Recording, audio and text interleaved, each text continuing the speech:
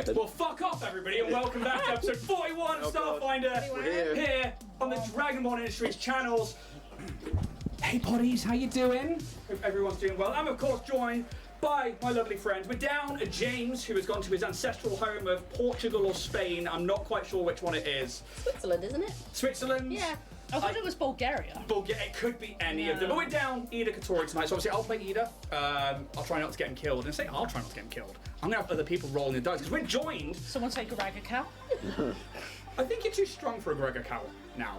Oh! So do you remember? No, I'm not. So obviously we fought one in like 1E, and we spoke about that before. Yeah, we did 1E, the and, Dead Sons Book 1. Yeah, exactly. Spoilers. But actually, what I was going to do with yo jeez, I was going to make them say Gregor Cows have telepathy. I was going to make them like a baby Gregor Cow and have you like take it on the ship and stuff. No, it's because there were katas on here. I was just like, is something gonna fade through the walls? Yeah, it was. Yeah, really. We'll talk about the encounters because we are actually joined by guests in the studio today, which nobody can see, but we're joined by Dave and Steve from the Band of Badgers. Feel free to jump in front of a camera and wave and say hi. I know you can't get enough attention, Steve. I'm letting out the box. That's it. Have you noticed how talkative he is? Yeah, I know. Fucking can't shut him up, Jesus. Shh. See, they're just making noise again. Right, anyway, that's enough of them. I suppose we're going to jump straight into announcements, or do you guys want to do like a little bit about your characters and who you are first? Which one do you want to do? Oh, we could do some banner. You want to do some bands? Banner. Tamsin, engage bands. Engage bands. Oh, Jesus Christ, I don't know. What's everyone got on their cups today? Okay, straight to merch. Straight to merch. You can get merch like these Stanley Cups from DragonbornIndustries.com. I've gone cold. Can you guess what's in my cold drink? Oh, wow! I only drink that warm. Nice and refrigerated, high protein. Cumsicles, like little cubes. Fuck, we're off to a start. Here we go. See, I've been you from last week for being like this. Real milk. Fuck Straight me. from the teeth. From the teeth. It's that gif earlier. Well, a load of in-jokes that nobody's going to get. I'm so sorry. No, that threw me, and I wasn't ready for it, but you can get merch like these Stanley Cups, which I've gone cold. Mine's Monster, obviously. Of course. Monarch, little peach butterfly ones, love them. Alex, you got your Stanley today? I don't. No? I have a travel mug. Steph. I've gone basic bitch with a PSL. Woo! PSL. Yeah. Pumpkin spice latte. Oh, of course. Oh, you've been making your own sauce. I have been making your own sauce. I'm making my own sauce these days, aren't I? Because I don't pay £4 Syrup. so small. You're a side business. What are you rocking in yours today? I've got the old hot juice. Nice, I like a hot juice. Yeah. Doesn't quite match up to hot cum, but... Less bitty. What the fuck is happening? I don't know. And you're not rocking? What are you rocking a Coke afraid Zero? not. I'm not repping the merch today. So that's it. I'm also wearing the Dynatech t-shirt. You can grab that from the store as well. There's loads of other things in there. I've got dice on there and all that other stuff. And since we've done that, Sexy dice. they are pretty sexy dice, but to toot my own horn. I'm going to hand over to Steph to talk about Warrior Prince 3D. Ooh, so soon. Uh-oh. This is Zeta 38C69. Nice. Sending distress beacon. Assessing situation. Visuals. Negative. Spatial awareness. Cramped. Scent analysis. Yeast. Oh. Burnt carbohydrate. Complex sugars. Lettuce. Distress beacon failed. Reanalyzing tactics. Sup, flesh bags. Wanna get your nobbled finger bones on some sweet ass 3D prints? Then get yourselves over to www.warriorprince3d.etsy.com for all your cosplay items, terrain and miniature needs.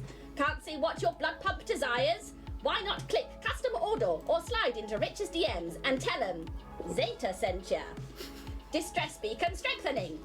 Fill your boots not only with your money-making feet slabs, but many high-quality 3D prints. And don't forget to use the exclusive permanent card code bastard to the stars. Wait a minute, Gene. For a sick 10% discount. Scent analysis override is that toast? Did that having a stroke. I love it. Oh see. my god. You'll see. I don't. I'd love to make an order. I made Gene Cannon. This isn't happening twice. But please go check out Warrior Prince 3D. Dude's just awesome. There's a lot of Warrior Prince 3D stuff on this table, and that I use a lot of the time as well. Dude's just absolutely, you know, you're paying for a service rather than anything else. Speaking of spending your money, we've got an affiliate code with Roll and Play Press. To look at me scrambling for the words there. Yeah. Which is Dragonborn 10, where you can get 10% off things like your fantasy toolkits, your sci-fi toolkits, and Dave and Steve over there. Which book would you like? Would you like the Fantasy Game Master's Toolkit, Character Kit, or the Sci-Fi Game Master Toolkit, or Character Kit?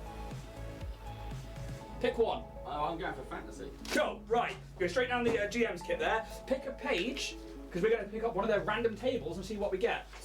Up to 95. 72. Was that? 72. 72.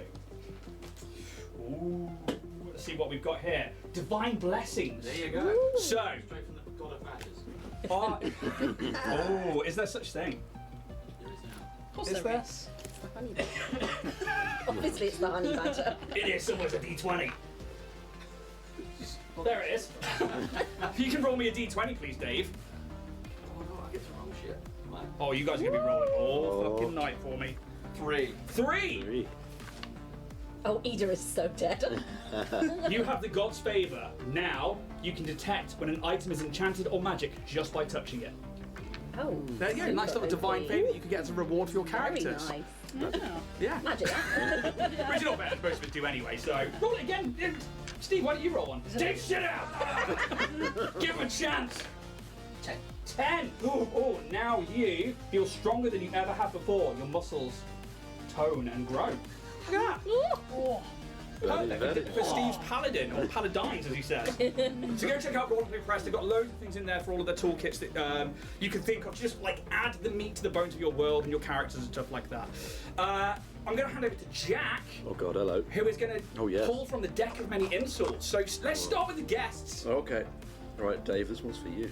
Alright, are you ready? You made eye contact. I like that, that's fine. Right.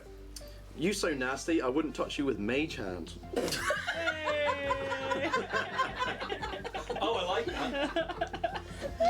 Ah. Teasing with those eyes. Right, and Steve, here we go. This is for you. If I've said anything to offend you, it was purely intentional. Oh! It's good. It's good. Keep going. We've got a whole deck of these to get Alrighty. through. Alex, you're next. Save the speech for the patron you continually disappoint. Oh! Oh, God hates you. I made him a tea as well. Steph, Hello? here we fucking go again. Sorry, I meant hello. That's good. That's Yeah. really good. I like that. And Tam, you're as useful as nipples on an owlbear. hey! I imagine they lay eggs. Random, maybe, yes. And Ian, of course, for you. I'm not saying you're the dumbest person in this tavern, but you better hope they don't leave. That's really good. I like that. Tamsin, rip one up and Jack. Come on. I could teach you, but I'd need an eternity for you to be someone else.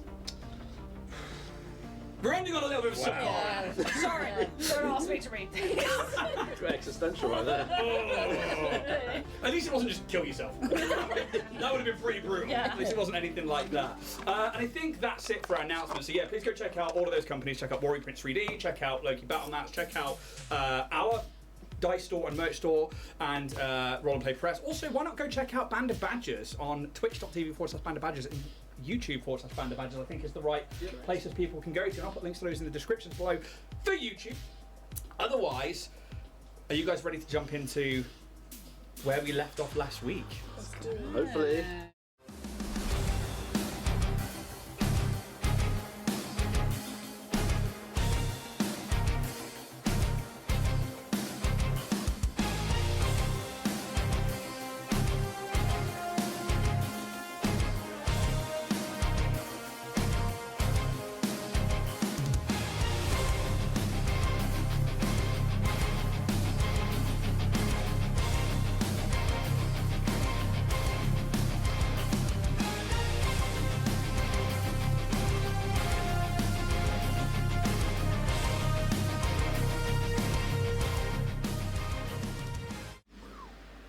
Leaving Kashoria, second Guardian Orb in hand, and visions of the potential futures fresh in their minds, the crew of Orion's Hope take to the drift and begin to head on home to the Pact Worlds once more. Yet, a distress beacon in the drift beckons them to a gravitational anomaly that seems to be the source of this distress beacon. They discover a destroyed asteroid or drift rock that seems to have been, at some point, some kind of smuggler's or pirate base. Maybe here in the drift or poured into the drift as parts of the material plane are ripped away every time somebody jumps into the drift to travel. Who knows? However, our crew find themselves exploring this anomaly. They find a dead goblin that seems to have gone under some necro transfiguration to become a void zombie, with what was later discovered to be a catalava taking over this body as a host, being the culprit. The party dispatches the Akata in the next room, and in doing so are left to explore the rest of this partially destroyed base here in the drift. You all stand now in front of this terminal where this distress beacon was sent from. 3 bodies in the room, 2 goblins who succumbed to the void zombie-like transformation but no longer seem to be active and human in any kind of way, whose body lie devoid of their innards, like sprawled out everywhere. And then there is a human in front of this console that you now stand in front of, whose body lies twisted and crushed under some unknown force as their last moments of agony must have been spent doing something with this terminal. I hand over to you, the players. What would you like to do? So we haven't looked at this terminal yet. No. Okay. But you can see this is where the distress beacon is coming from. And this body of this human who doesn't seem to have been affected by either the transformation of like void zombie or Akata attacks, obviously has a hand that was like going up to the terminal, whether this was for the distress beacon or something else. But in doing so, their body is, I mean, give me a medicine check. Let's see how much you Medicine can pick up on this. That is a 31. Of course it is. Dr. Khan. Level 5, guys.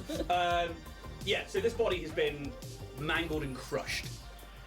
Yet there's no rocks on it. There's no sign of like blunt force trauma from another object. And the 2 goblins in the room aren't big enough to subdue it to that kind of force.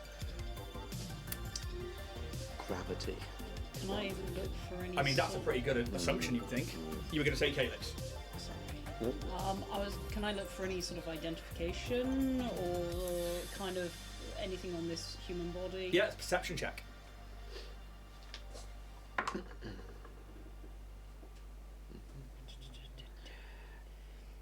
21.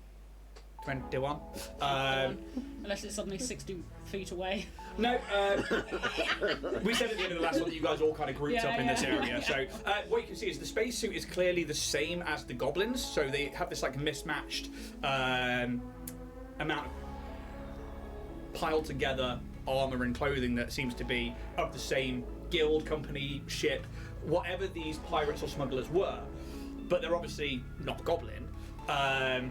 No distinguishable markers or anything like that. And you'd think that, kind of like the pirates back on Kashoria, they wouldn't want distinguishable markers. Yeah. If everyone's alright, I think I might sort of jack into this terminal and see really what's going on. Yeah, maybe turn the beacon off. Because, you know, save other people coming in and getting wormed. Ida kind of like looks to you and nods. They will aid, and they get an automatic pass on this because we've got a +10 in it. So I will also aid, which is an automatic as well. just double check they have got that for computers. Yeah, they got a 15 in it. They fucking auto pass. Auto pass. Auto pass. Anybody else aiding in computers? No. If you've got a plus in it, you can aid. I can try in my. No, you're from the ship, so you're going to stay there. You're also not trained in it.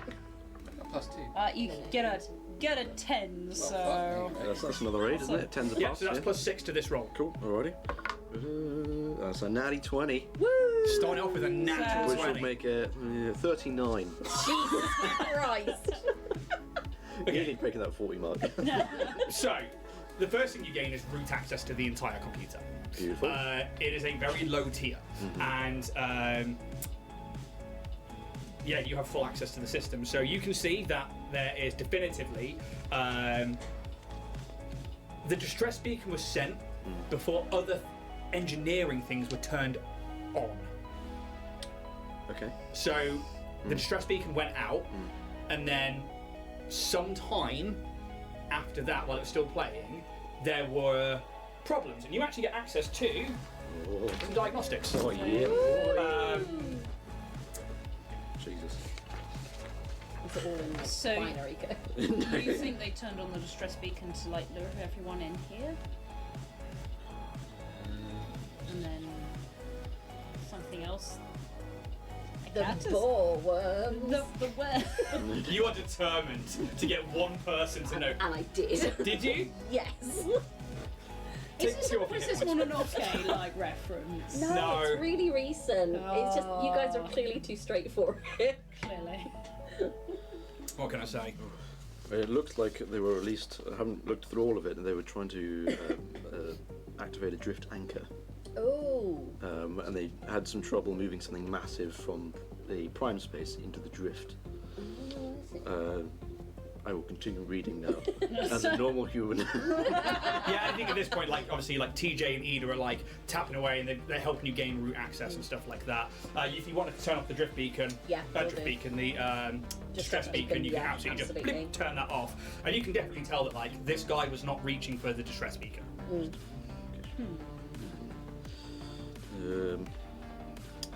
The age, or AGE, would I know what that is? You can give me an engineering check. 25. The AGE is actually the artificial gravity engine. Okay. Let's talk about the Buccaneer, which may be a ship of theirs. I'm not really sure. They're trying to move themselves to a more hidden location away from the drift beacon where they entered from. And then they powered down their drift engine, towed to a location they believe is away from any drift beacons. It should be hard to find without knowledge of the drift anchor itself. We begin to prepare the PDA. Again, I don't know what PDA is. Yeah, you can probably ascertain with that information that's on that sheet. That's the prototype drift anchor. That would make sense, yes. To prepare the PDA and its operating base for what we hope to be a hidden drift beacon and smuggling hole. Next 24 hours are fine, all systems are optimal. The Buccaneer will depart in a few days, and then the artificial gravity engine was glitching. Engineer's notes are blank, and that's it. So clearly the gravity thing did a big fucky on their systems.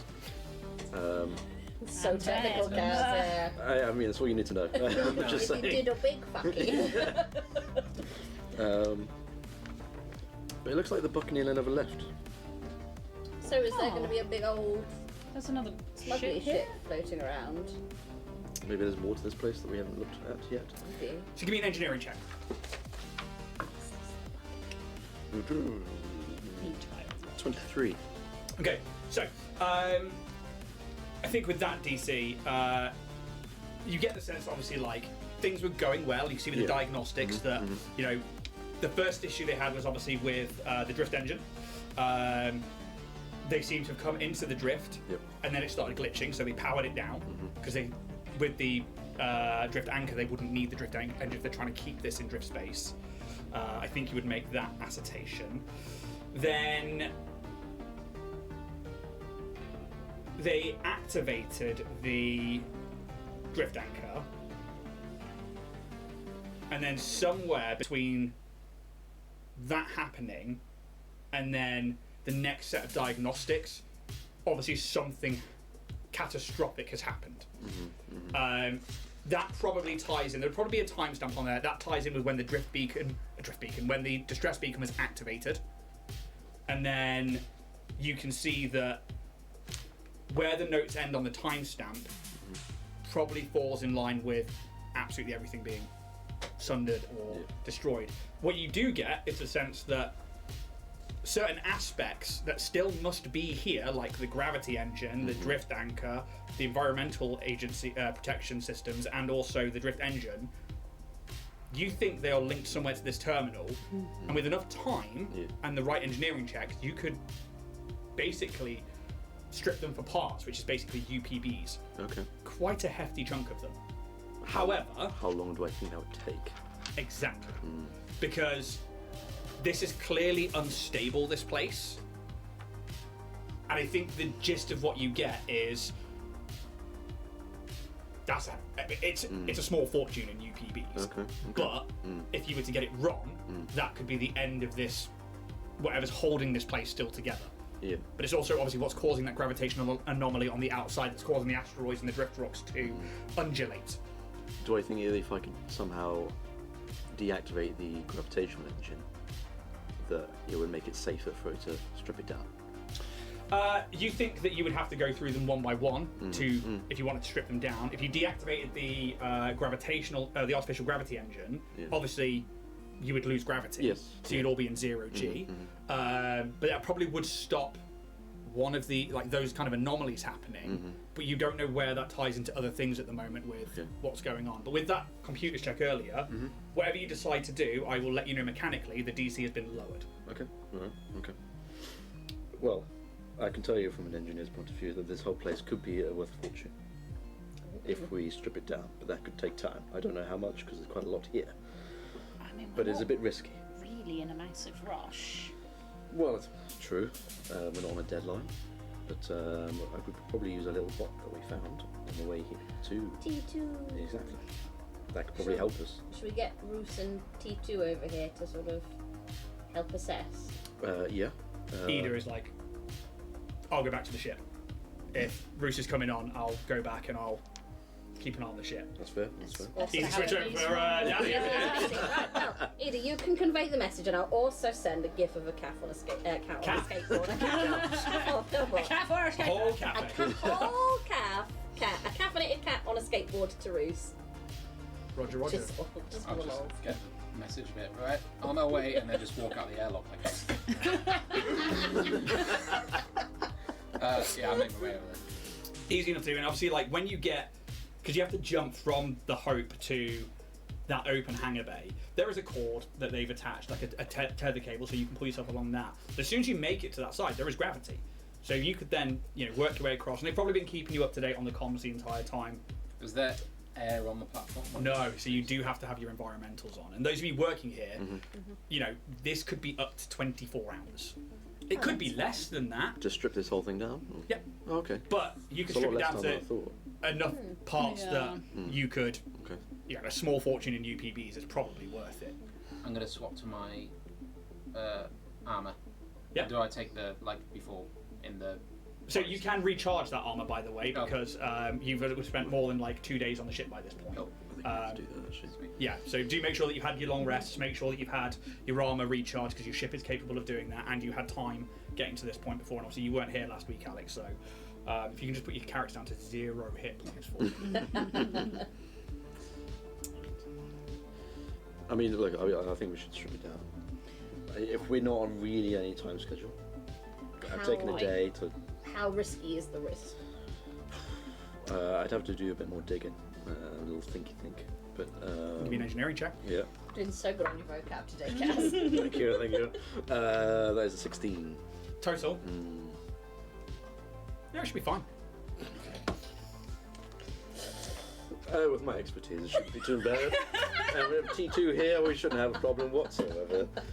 No Absolutely problems. hunky-dory. I think if we try and strip down maybe everything up until we get to the gravity engine, at least we'll come away with something. I think that's a good plan. Yeah, I mean Bruce the graph. just gets there, that's strip down. Yes, Roos. Wait, not that kind of strip down. Right, okay. Stripping So what are we parts, doing? mechanical parts down. Right. Okay. I don't need to see that. Jesus. Yeah, I think we probably start just trying to crack on with it. Okay, so there are 4 systems in total. Yeah. They are all either glitching or broken in some way that you would get from the diagnostics, and the fact that I'm going to give you that as an engineer anyway, or having such a heavy engineering training for your nanosite class. There is the artificial gravity engine, Yes. Yep. there is the drift engine, there are the environmentals, and there is the prototype drift anchor. Yep. Depending on which one you want to approach first is going to affect the other ones. And it's going to take engineering checks, maybe certain things from the others in the crew, if they've got engineering at all, to aid here or to, You tell me how you want to go about this, and if you can think of a way to get the information from me in terms of like how they're going to affect each other, or what that could do to your surroundings. Do you think it's let me know. worth doing the gravity last and then the environmental second to last? I mean, the environmentals are wrecked anyway. I think if we're going to have to be using our suits for environment, then we don't have to leave it till second to last. If anything, I'd say it's probably one of the first ones we do. Well, if it's fucky, then How destroyed is it? Well, according to the notes, that it's wrecked.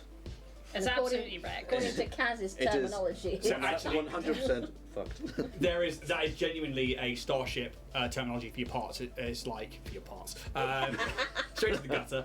It's like glitching, malfunctioning, and wrecked. I think it is for your Starship when systems get broken. We're treating this kind of like that for certain reasons. So wrecked is like the lowest level. It's like wrecked is not good. So if it's absolutely wrecked, then Yes, yeah. It's the same for the drift anchor as well as also wrecked. We might end up going out But of this place. obviously, on a Starship, wrecked systems can still be repaired. It just takes a long, long time. So the components are still there. This place is not completely sundered. It's not completely whatever happened to cause it to be not one whole piece.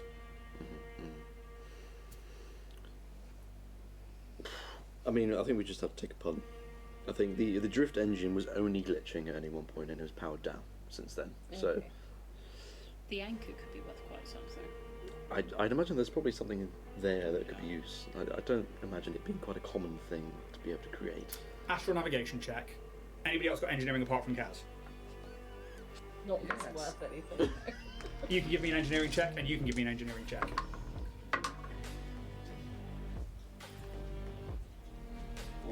14. 28. Anybody else with engineering? No. You're unsure, and I think it falls outside of your remit. I think more with Starships, you're more based on gunnery and more kind of like charisma-based stuff, like being first mate or kind of like that secondary captain's role.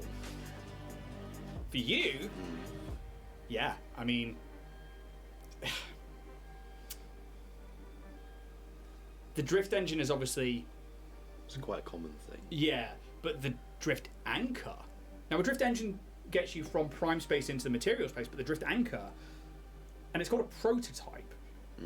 You get the sense that with that name alone, it's designed to keep something locked into one place in the drift, like a drift beacon. What's your astral navigation check?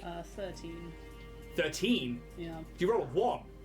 From nearly a 2. Oh. Gutted. Why?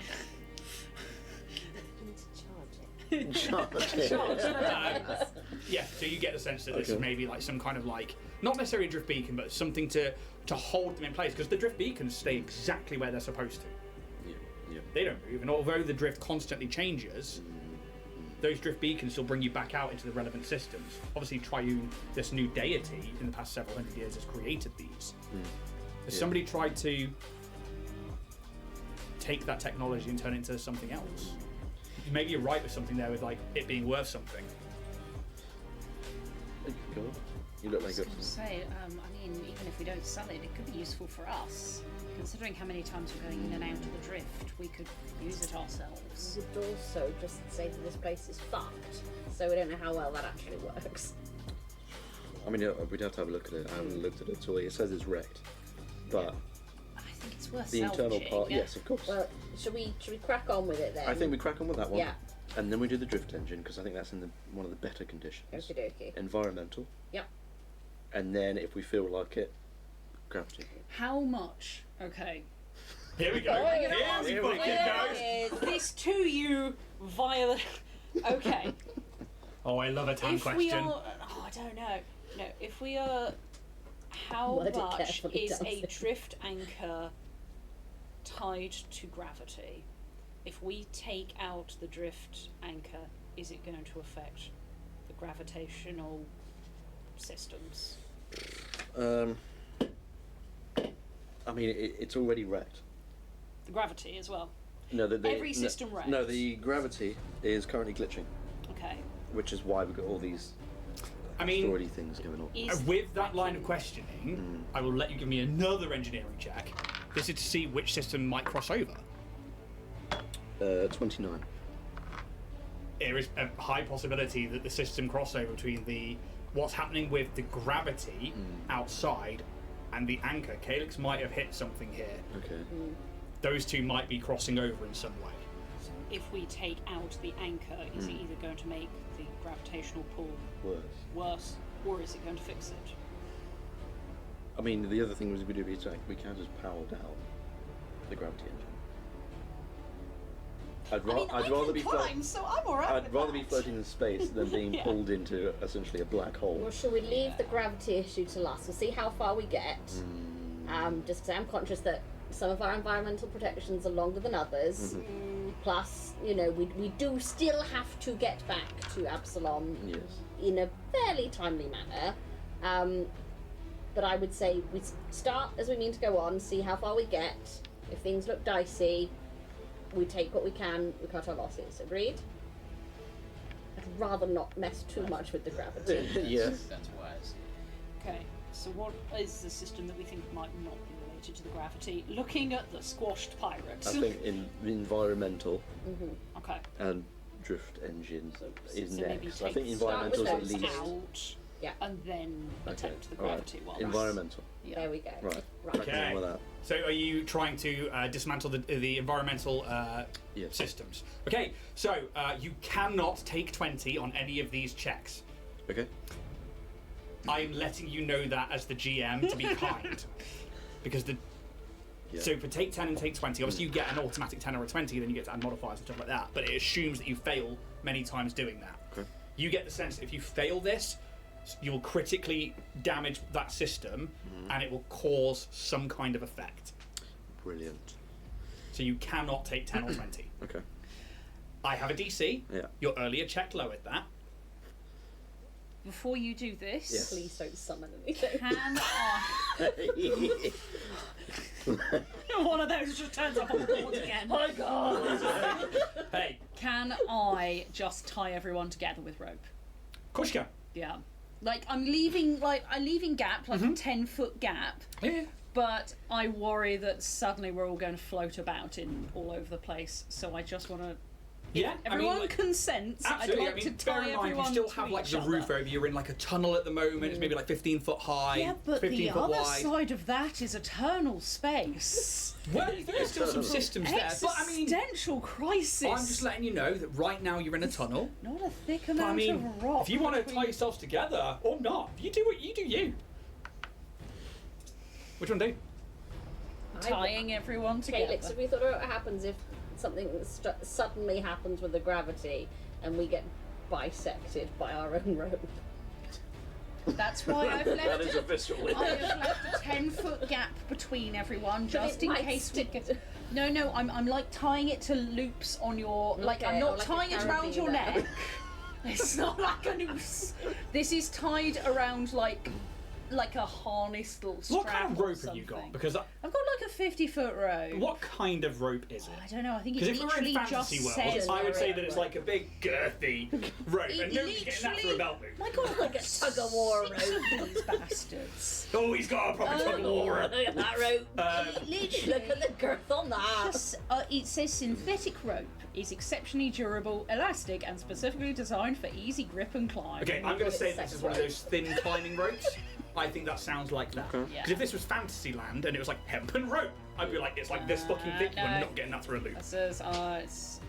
I like to imagine this is bright orange with like those little green grip Little patterns diamonds on on it it. all the way Yeah. up. Rattlesnake ropes. Okay, so everyone is, tethered together.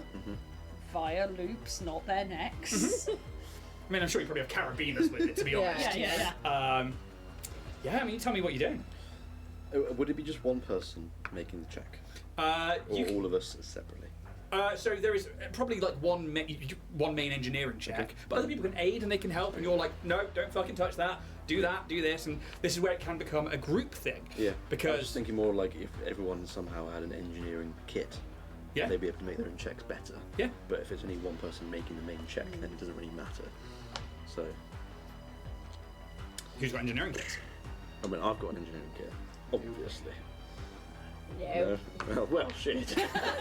Good idea. Well, never To mind. come back. How's he Give us do? your kit. Do you call leader back? 'Cause, I mean, I'll control the shit out of him. I mean, he would be very useful in this situation. If he has one, it could be of use. Is Dave Or just- controlling the ship? Dave is temporary acting captain. He doesn't have a toolkit. Oh, sorry, he doesn't have an engineering kit. He's got a toolkit, survival, and then he's got, in terms of engineering, I mean, man's got plus 12 in it. It'd be good to aid. Yeah. It'd be good to have, for sure.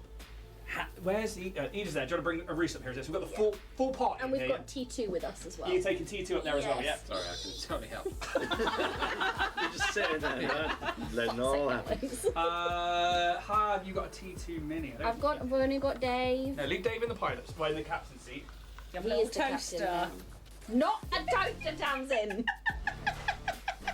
God Say damn it because it annoys you. I think it annoys Steph more than it annoys me. Where's the lamp? Can you use the lamp as T2? I've got lamp on the back, but we don't have a. Oh, we haven't had a lamp for ages, have we? Lamp. We have so many just We have robots. birdies. We do. Half a crew of Well, for lack of a robots. better mini, I'm going to have to use R2D2. Yay! That'll do. Okay, so you're taking Okay. the Astromech mini, Yes. well, character.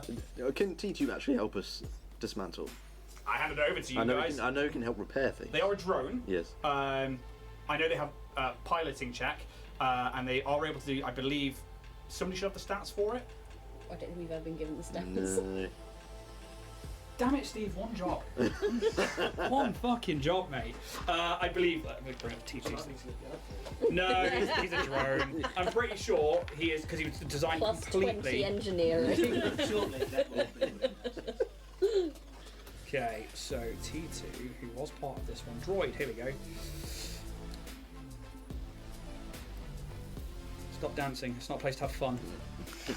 That's where you're wrong. 0T20 is able to give you a +1 on piloting and a +1 on engineering checks. Okay. Here we go. Okay. Alright. Usually related to starship stuff. However, I will allow this to be. Thank you. Thank you. Because I think this might be a starship. Well, I mean, you can make an engineering check. With my +3, hell yeah, let's go for it. Way! 22! Is that 19? Yeah! I mean, they talk about having a drift engine connected to it, and then this drift anchor. A ship wouldn't need a drift anchor, but they've clearly put a drift engine into this drift rock, this asteroid, this whatever it is, so that they can try and get it from prime to drift. Also, in those notes there, I believe it says about it being towed. yes. So, not quite a ship, but definitely Like capable a of static caravan. like a static caravan. Title of the episode right there. Like a static caravan. New from JML. Okay, so we Static have caravan. a full contingency of Okay. crew here. Ida's like, I'll give you a hand where I can. Yeah. And is I think I'll get my kit ready, my engineering kit. Mhm. Obviously employing the help of T2. And if anyone else can help, that'd be great. Fantastic. Give you probably if you can I help can with try engineering. and give you a bit of a hand. I've not got much. you straight Is up it, engineering. is it just an engineering check, or is it going to be a computer check as well? it's going to be if you're dismantling engine parts, this is an engineering check. Yes. What I'm looking for is the campaign dice. Way! No, it's in here somewhere because I was playing with it earlier. That sounds like you lost it. Yeah. Shut up. Honey, I know where it Is it in a is. bag? Is it under a ship? I think threw it across the You studio. were a Why did you throw it Dice. across the studio for? Because I was having fun. Just check under the back end of that upper hull for me, would you? God. And then check the next bit for me, would you? Riveting this The is. hunt. Ah, Oh, absolutely. it's really annoying. The one dice I want these guys to roll for So me. I just do the next one as well. Yeah, just keep having a look. Oh, there it is. No, okay. Oh, he got me! He fucking got me! Keep going. Ah. Alright, well that's gone. Damn it, I was going to have you guys roll campaign How dice rude. for me. That's really gutting. I shouldn't have thrown dice around. Yeah. What were you thinking, Ian? Willy nilly. Prick. Alright. Yeah. I can't say anything nasty against you, you're too nice. Okay, so across the board, obviously people are going to help you out here.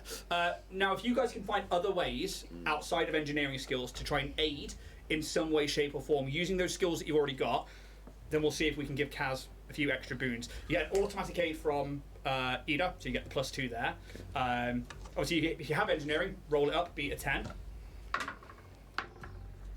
19. 19. Nope. Another 2 from Roos. 19 as well. 19. So another 2. So that's 8 so far. Any way you're helping? I can't. My engineering did not work. So it's not going to give anything beneficial. But I'm just going to sort of stand there going, "Come on, Kaz, do the thing. Come on, Kaz, take it apart. Come on, Kaz, get us some money." And you take a -2 for teaching. No. I don't think I can give you mine because I don't have a dot in engineering. But do you have any pluses in it I apart have from your a modifier? +1. Is that just your modifier though? Yes. Then you So cannot aid I to that. can't aid. So Just a +6 to that. take that. Take that. Alright, okay. So I've got +6 from you guys. I'm going to have another +2 from the kit. And then I'm going to have a +1 from the mech. Yep. So that's +9. +9 to the on top of your On modifier, top which of my is own modifier, which is 13. so that's 21. Yep. Plus whatever I get on the dice. Yeah. Whew. Come on, give me the 14. Okay, that's a 29. 29. Okay. I was hoping for at least 30. Didn't quite work. Bit That's disappointing. a bad mess. a bad mess. So I will let you know that the DC before this was 30. Your check earlier knocked it down to a 25, Oh. Holy shit. which Good. is Awesome. very, very good. Yep. To which end, even with that +21, what a low roll. What did you roll? 8. 8? Wow. Fucking love Paizo numbers. Okay, so there's a moment, and this would happen over 8 hours, this next bit. So I need somebody to roll a d8. Because you beat the check, we're going to see how many hours you take off. 1. Oh, yes. 7 hours. This is how many hours you're taking off. Oh, I see. Gotcha, yeah.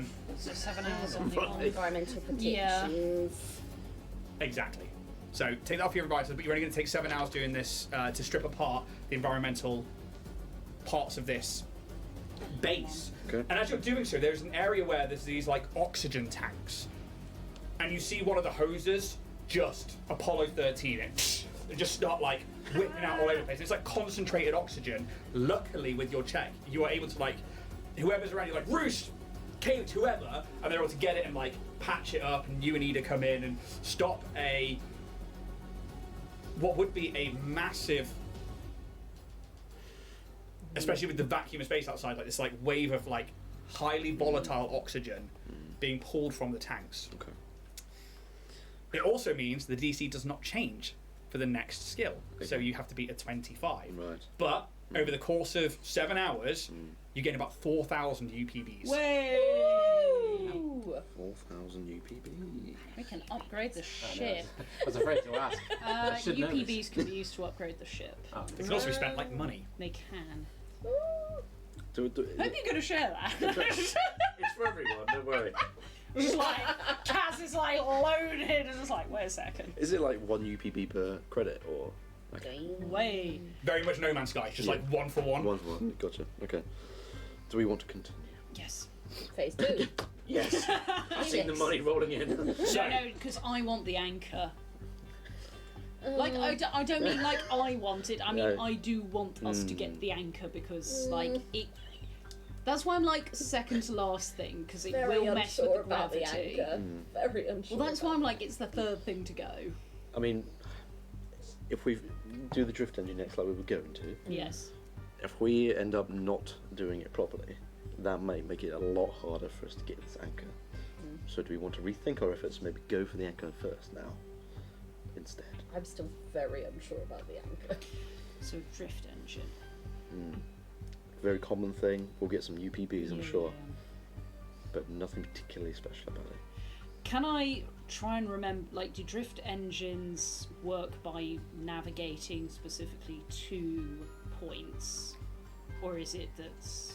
Drift engines literally, like you have to Or you stop your ju- engine. Or is it just like a car? You just turn it on, turn it off. Yeah, basically, because you travel through the drift using your normal thrusters, Yeah. and then to activate the drift engine, you have to turn all of those off, and then if you're in the drift or prime space, you then activate the drift engine. It takes a minute, and then it basically causes you to change plane, and then it stops, and you Right. reactivate your thrusters, and then you carry on traveling again. I think it's a lot less likely to affect the gravity. Well, the drift engine. Oh yes, I think that's without a doubt.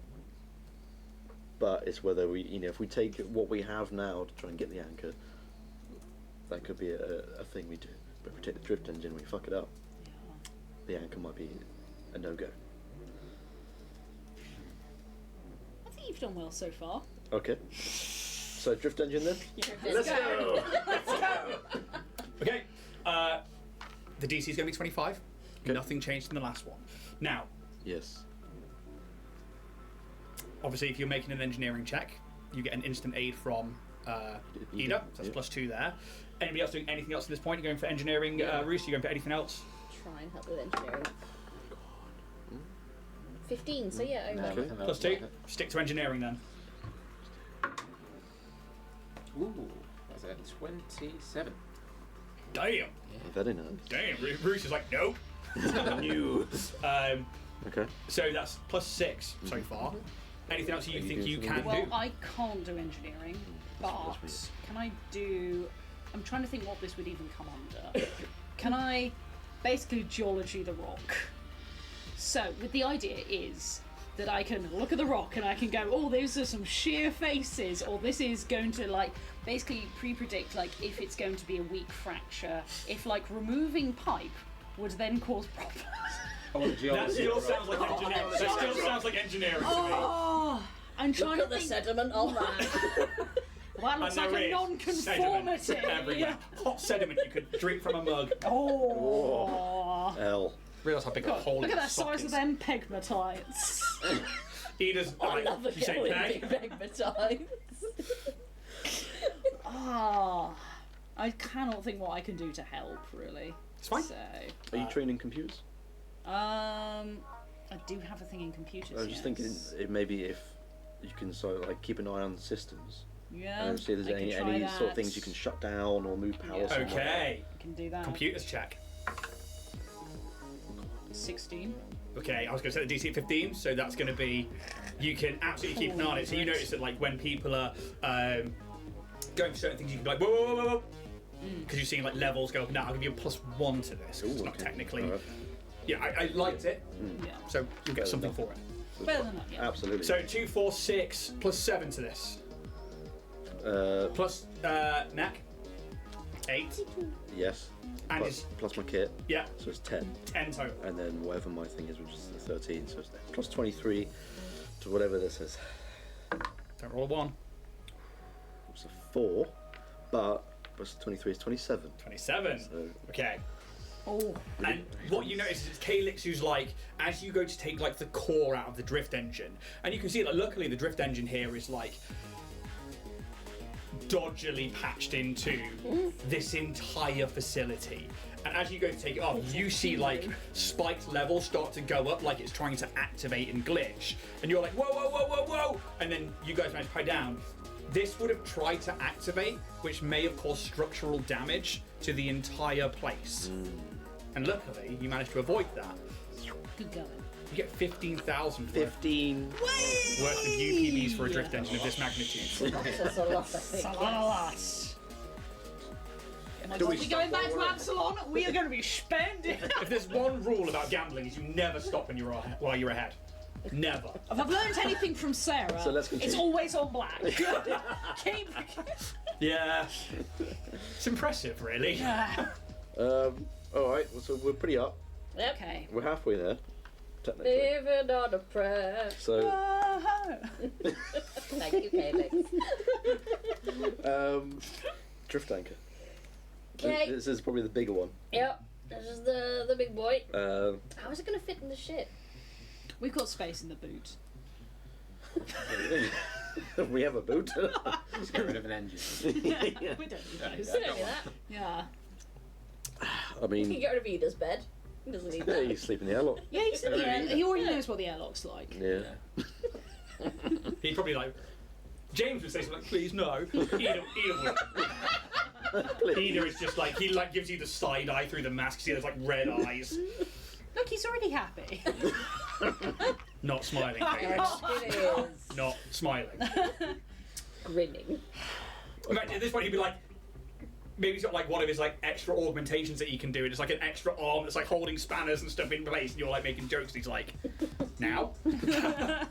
Yep. Right. So you go for the anchor next, yeah? Yeah. Okay. This has a different DC to it. Does anyone have... I can't read it. Can I say that out loud? I can't on read to it. Well, I mean, it depends if it's got any like horrific words. Find the maintenance manual. I mean, we've accessed the terminal. Yeah, but did we look up instructions? Well, given how shoddy this thing is put apart, there probably is a manual. Oh But, my god, there's a wiki how! I mean, have a look. Okay, Alex, if you want to think there's a manual, go on. You have root access. You. So I mean, you Go can on. just You're go on the- through. Wiki how! You don't need to like, go through the systems. So you can How see. do dismantle? So the gravity anchor, the drift anchor is tied to the gravity engine, and these two have caused a fault together. Now, what you can tell is that if you fail disabling the gravity, disabling the drift anchor, Yeah. you could be spat back out into prime space. If the drift engine was still active, the drift engine is no longer active. Okay. So we don't have that risk. Okay, No. However, that we're tied together. Go with something else. where the gravity engine is tied to the drift anchor, Yeah. if the gravity engine fails, it could go one of two ways: 0G or increased gravity. And you look at the body next to you on the floor. That's what happened. Yes. If the gravity engine ends up going that way, and something happens via triggering it through the anchor or through disabling it, you're going to be carrying a lot of stuff. Why don't we just turn off? the Yeah, gravity I was engine? going to say, is the gravity engine therefore then like a battery to the anchor? Like if you turn that off effectively, completely remove it. Well, the anchor's Reverse cabling, already wrecked as it is. but completely remove it. Well, yeah. Between them, something is holding this place together. Yeah, if we turn the gravity engine off, the whole place is just going to go and apart from each other. So it'd be fruitless Can we anyway. tie rope to it? Well, you don't think it would completely go apart, but like, Well, things would stop going all erratic, I would think. yes, you definitely get the sense that, like, especially those like drift rocks outside would stop Yeah. trying to like come in and out and go everywhere. And again, if it went the other way, that might be a problem because they might start coming in towards this central space. Okay. Is there a way we could predict which way it's likely to go if we're keeping an eye on it? Is there like I don't know. Because warning it's system? literally glitching, so it can go either way. It's just, it doesn't know what to do. I think it will be the anchor that's drawing Ew, them ew. in. You could also try and repair systems. Yeah. So you haven't considered that. If we don't want to try and risk it, if we don't want to either be crushed or I mean, either's pretty bad. can I make sort of like an overlook to see how much of a job it would be to repair the gravity engine? The grift engine. Grift engine. That one. Yeah. I like it. Yeah, give me an engineering check. Okay. You get plus 6 from people here, so. Okay. Well, that would be like a 37. Yeah, okay. So repairing it is probably the best way to go. It means that you might have to leave the gravity engine till last, Oh, we were going to do that anyway. but if you repair it rather than risk it, because if something goes wrong with the anchor and then you've got to run and the gravity is doubled, you're moving at 5 foot around mechanically. Okay, so repair the drift. The gravity engine thing. The gravity engine. Yeah. Yeah. And if it Detach the anchor. is faulty and the gravity increases, this place could collapse on you. Yeah. Take the risk. How long did last one take? Yes, we didn't work that out. Oh, sorry. Didn't 2 hours. What was the did you have an over 30 for your No. check? 27. Okay, so roll me a d8, please. 2. 6 hours. Yeah, so it would be half that, so it would be another 7 hours. So you've been here 14 hours so far. Okay. I'm still alright on the environment. Yeah. Everybody should be fine. I mean, Yeah. you've got like yeah, I've got quite a lot. even level 1 armor is like 24 hours. I mean, we've got to take a risk either way, but I I think think repairing it seems the most sensible course of it action. might reduce the risk. It might reduce the risk, and again, And it's working. I am going to. I know your lust for adventure and finding things, and your lust for money is going off the charts here between the two of you. I am going to just say, yes, Kaz, you. I Yes, like I money saw too. your Don't know what you pocketing. He just like, I like money too. Yeah, but you don't count. Holy, given the Vorag You're a treatment straight pirate. up. It goes with the territory. I kind of just included you anyway. Literally, the guy's like, this guy was a pirate. I'm taking his shit. But I'm just saying, I'm going to be the buzzkill for a moment. Come on, TJ. Yes, but TJ's going to be the buzzkill. And just say, if it looks too dicey, we've got more than enough to be going on with. I will accept that, but I do think the anchor will be I know you do. considerably useful in the future. I will also counter that with what if Dynatech gets hold of it? I mean, given We how much don't resource Dynatech has already, I'm sure they can fucking build an anchor themselves. Right there. I think there's no shortage. I'm not disagreeing that we shouldn't try. I'm just being. Okay. I'm being the gravity anchor to your ideas. Okay. Oh, I like that. That could be the episode title. Yeah. Gravity anchor to your ideas. Yeah. I get what you're saying, and I do agree. But what is the point at which we go, this is too much? When things start to look ropey. I think we've done really well so far. It's been a good effort all round. So I think we try to repair it. If it's not repairable, my vote would be we've got a nice little nest egg we can be getting on with. Let's get out in one piece. Okay. We've been through enough recently. I'd rather not die in the drift. I mean, that's fair. That's why I did tie everyone together. I don't think that stops death though, Calix. It will stop us floating Look at off. my anti-death roll. This will stop all harm. You don't know that! What do you mean tethered together in the gravity doubles? Yeah. Sardines. So yeah, repair time. Repair. All right. And Okay. we'll see how it Captain goes. Buzzkill out. Thank you. So this is another engineering check. It has a Okay. different DC to it because this is a tiered drift engine. I do need to quickly go and find what tier I put on this. Ugh.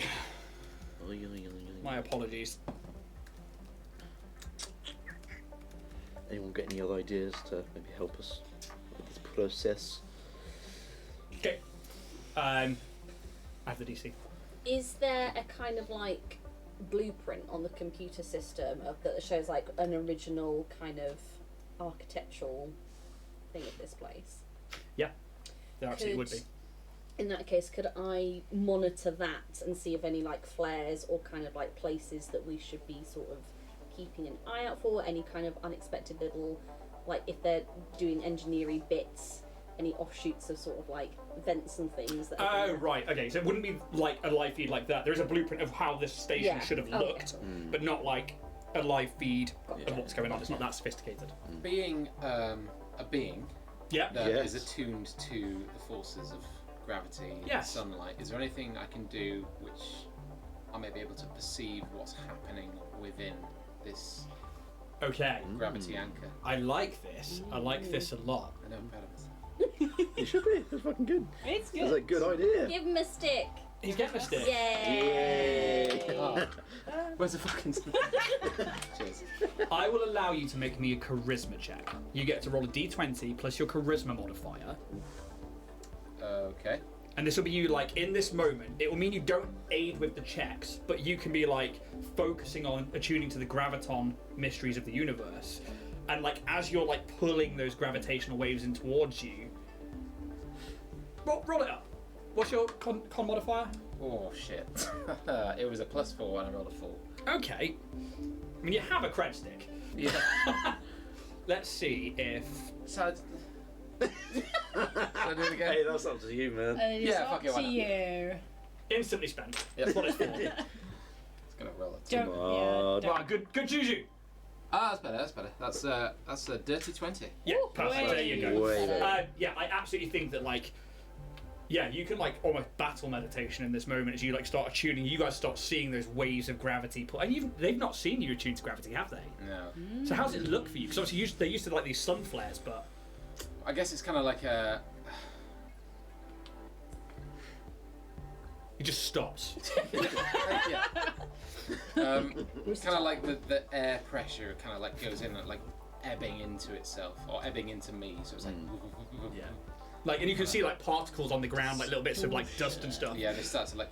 Yeah, like tremor ups, like very like Dragon Ball Z style, when like they start powering up, and he's not like going. Ah! Ah! He's silent, but like they start like coming up around him, and yeah, I'm gonna say that you can like if you get the sense that something's gonna go wrong, I will let you know. Cool. So Sounds good. I think how this will work is when you go to make a check, and you roll the dice and you give me the number before I tell you the full result. Bruce will know if you need to run. Sounds good. It's a bit of a backup. I'll give you a safe. Stop.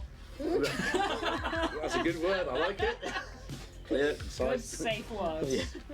Okay, All right. so trying to repair the gravity engine, yeah? Yes. First port of call. Cool. So is Ida helping? Ida is helping, get an automatic pass from that, so it's +2. You won't get Roos. I will see if I can. Yes, you get Cool. plus. Plus 4. Um, Are you doing the computery thing again? I can do the computers again. Yeah.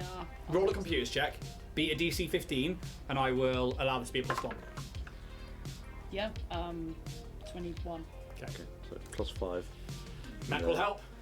Mac will help, so it's plus 6, plus the kits, plus 8, plus my modifier, which is plus 13, so 21. 21. Come on. Okay, that's 35. DC is 31. Holy! So Goddamn. well played. And yeah, you managed to repair this system, and this will be over the space of 4 hours. And there are times, Reese, where you start to like feel the gravity decreasing or increasing around you, and you're like, you know, you let people know in whatever way you do, and then you're able to adjust those fine tunements around until you get the gravity engine optimal. Okay. Just going to lower the DC, the anchor. Just mark it down as optimal. Alright. David, stop quivering with excitement. You also, for the anchor. you also get a com. Ooh! What? I can't. A com. Little. What did you give Dave? Was it a text pad? I think so. Yeah, it was like welded to his head, wasn't it? Yeah. Right. Yeah. Okay. A sort of like message comes through for you all that says something strange has happened out here. All of the drift rocks have just stopped moving. Okay. All good, Dave. We're in control. You're doing great, buddy. Thumbs up. Thank you, Captain. It'll come back. That's fine. I thought it was someone else coming up on our side. Yeah, Like, so I no, was like, oh, what's going on here? No. That buccaneer. Nope. Okay. Next step. Right. Next Right. step. Engine. Yes. Anchor. Anchor. Anchor. Wank anchor. Yep. Wanker. Helix language. So the DC I went will say this. down with the initial checks. Yeah. I blame you from last With week the, for this behaviour. Gravity engine being fixed, Yeah. it has gone down again. Okay. Okay. But this is prototype technology. Yes. The DC is 30. Jesus Christ. Okay. So at this point, Roosh, you are now able to retake part back in the. Okay. Yes, we went down from a 40 to a 35 and a 30. You get the automatic pass from Ida. We roll one. Yep. Engineering. Oh, that's a 12. Beats it. You get the +2 from Roos. Yeah, 13, so +2 from TJ. Is it possible to instead this time use astral navigation and my knowledge of how anchors may work based on astral navigation. Okay, so this will be a high check, but you can use astral navigation to see if there's a tie-in to drift beacons, which Kaz would have mentioned. Okay. 21. Okay. It's trying to replicate a drift beacon, Okay. but one that's not giving out a constant signal, one that you can only find with the right frequencies and codes and stuff. The drift anchor itself, you imagine, is some kind of prototype that's supposed to keep something in one place like the drift beacons. With the other systems down, you figure that now that it's not going to, or repaired or taken apart, it's not going to affect anything else. That's probably what you get from that. Come on. Whether that's going to aid in this check, I don't think so, but it gives you information as to what this prototype technology is. But that kind of stuff would be worth a lot. Alright, Kaz, jettison us into space. Should have spent that credit. Okay. Are there any more cred sticks in the room? Not a sausage. What's your plus to Let me this? just double check. It will currently be 22. Okay, so you need to roll an 8 or higher. Yeah. I'm pretty sure I don't. This is a nat Oh, never one. mind. Yes, I do. Oh! Okay. Sneaky Got a little bit of a cred backup. I love that.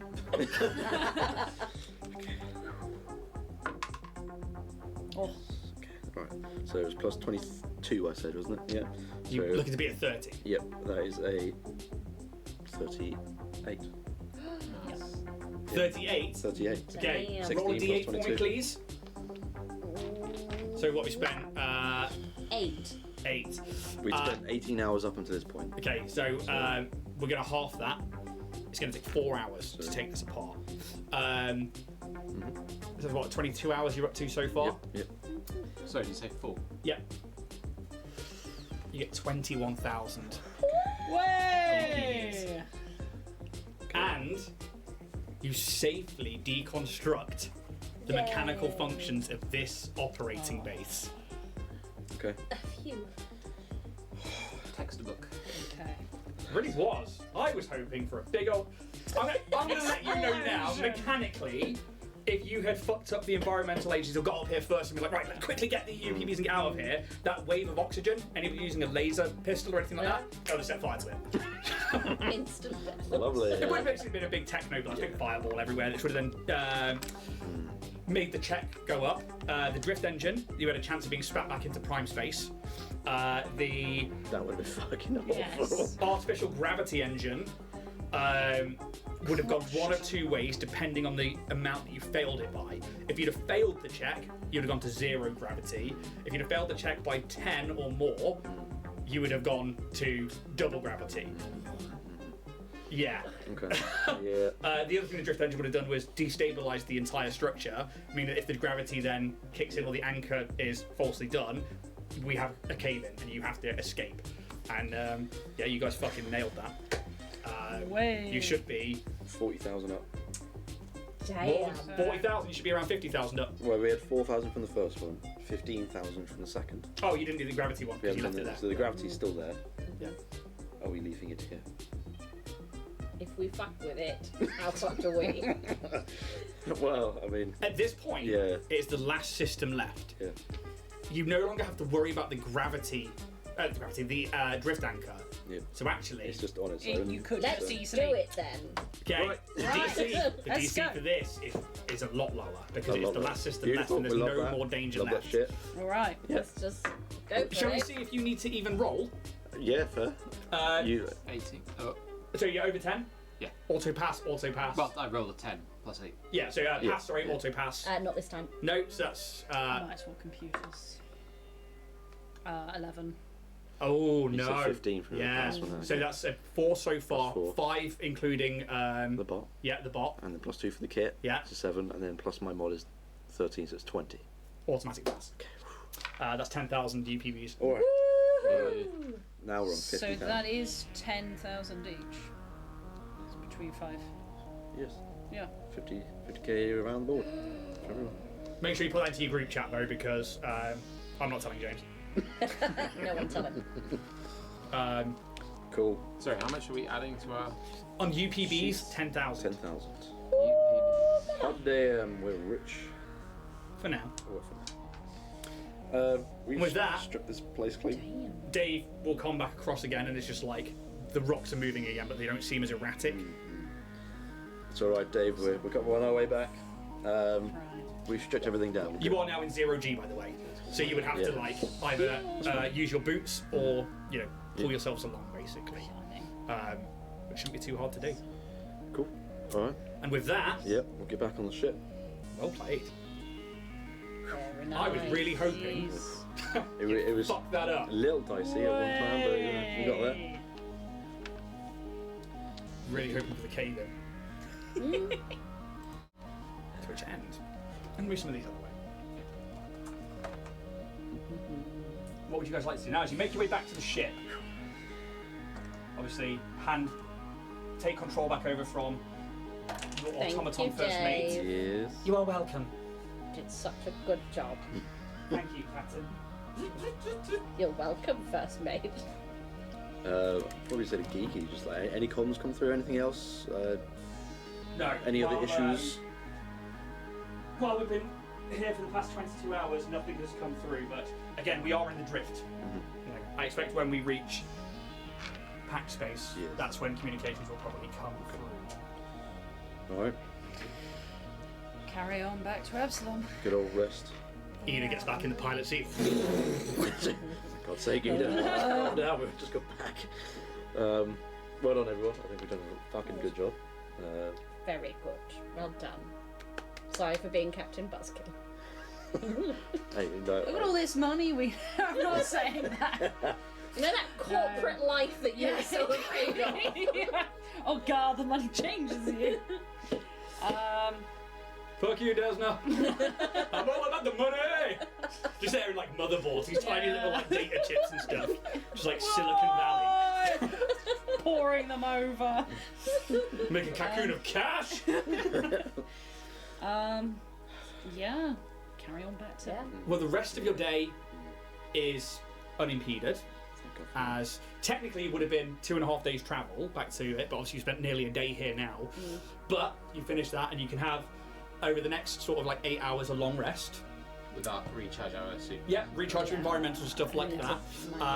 And as we begin the second day's worth of travel, I do need a D100. Now, Ida rolled last time.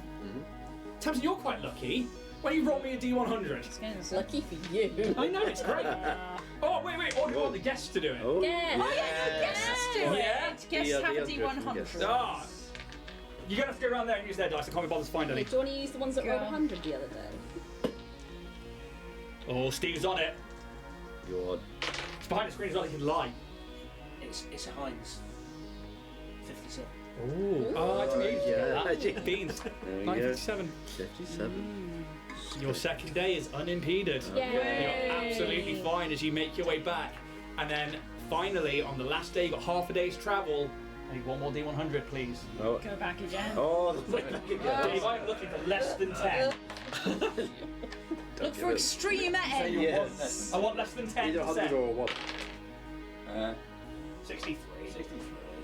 It's not even nice. Meh. Okay, It's most of the way there. you guys make your way in no time at all. Sailing You see it. This large drift side of the Starstone reactor ebbing ahead of you. It's almost like you can see like an outline of like Absalom Station around it, but it's not quite real in this space. You power down the thrusters, and you're just like, whenever we're ready, we can head to Packworlds. No time like the present. Yep. You ready? Engage! Aye, aye, Captain. Yep. Cool. And it starts to thrum again, and from the engine room where I imagine Kaz is, you watch that like line of purple just start to spread out all over the ship again from the inside, and it gets to the nose and then comes back over the top. And through the view screen windows on the bridge, you just watch as that blue and purple clouds that roil those drift rocks and bubbles of different planar spaces all begin to fade away as stars that you would recognize as planets all begin to come into focus. However, we do turn up somewhere random in the Pact World, so I would like a D6, please. Go on, Alex. Go on. You guys Go want on. to roll? It's a whiskey die. Whiskey die. 4. Oh. Alright. Right next to Absalom Station. Probably. You're not far off. Yeah. You're really not far off. You can roll more often. No, I don't like it. Burying it for me. Fucking big map at the front of the book. You turn up outside of Akaton, Hey. which is the next planet next to Absalom Station. It's just a fair. It was a good Take spot you about to another be. Wonderful. Yeah, and as you like, you turn up next to this like it's almost kind of like Mars in a way. It's like this like red sandiness to it. But there's like some cities on it. There is definitely traffic coming and going from it. And as you re-enter, you can see Absalom Station. You can see the other planets of the Pact Worlds, and you can see the infosphere starting to blip, blip, blip, blip, blip, all come up on those systems that you have all across your. And you say that. Oh god. As you guys arrive into the Pact Worlds, where you have been sending messages to, and they've been getting there at different times, Yep. comms start flashing for you. Here we go. Let's get into What it. the fuck's happened in this time? Okay, Strap in. first thing that comes up is for Kaz. Oh no. Oh no! Oh, This is no, a no. oh no! No, it's your girlfriend replying. Yeah, but She's what? not my girlfriend. Genuine. That's Phil. Yeah. So, I genuinely forgot to print them. So, you guys okay if I read them out? Yeah. How fucking dare. Okay. Of course it's fine. A comm pops up. Yep. Yes, I'm alive. Oh Christ, she replied. Yes. Oh I my. never claimed not to be. I'm not sure who you are or how you got this comm number, but please identify yourself. K. ... I hope this is not some sick joke. Come on, work it out, love. F. New data pad. Who dis? Oh, okay. TJ, Hi. you get a barrage of messages. Yes. The first one is H for Histoki. Yeah. H for Histoki has picked up 146 followers. Yeah. There are comments over the first H for Histoki and over the flower that you put the picture of that says things like "Wake up! This is clearly a marketing ploy," or "The Histoki are alive." And there's loads of like contradicting, like some for one side and others that are saying it's obviously like a Dynatech Yeah. ploy. Then there are a barrage of them that come in from one source, Ooh. from Linda. Linda.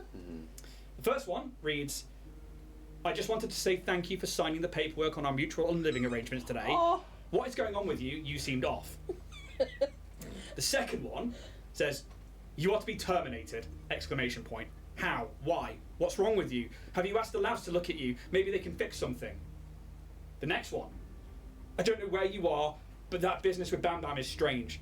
Company officials have been in the tower to clean up and to ask questions. What did you mean by remember Bam Bam?" The next one, "TJ, where are you? I'm scared."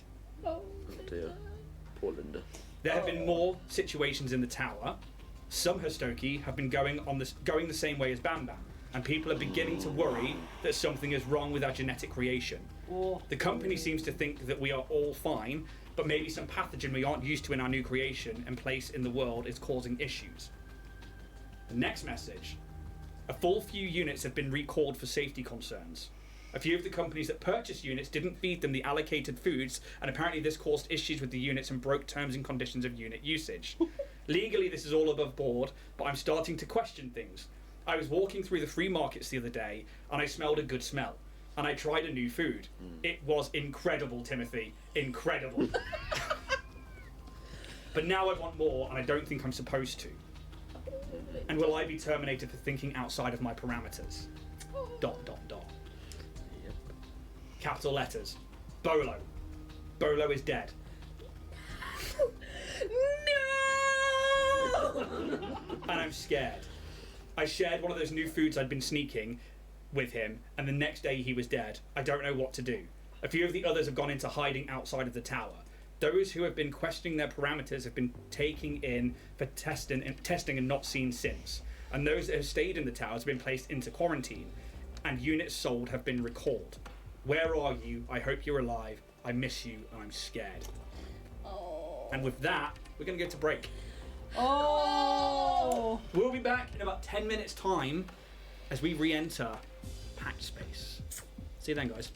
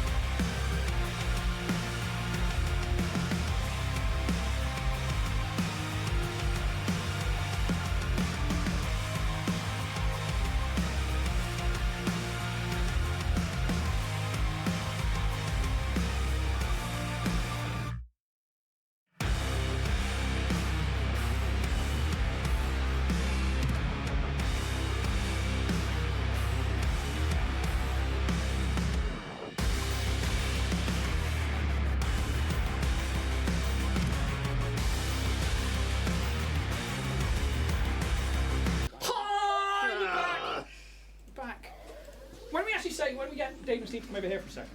Hey boys, I'm all comfy. Come on in! Come on down. Come say hi. This is your life! This is, Hello. this is Dave. This is Steve. These are the from Band of badgers. Badgers. Where can people find you guys? Over there. No, that way. In the corner.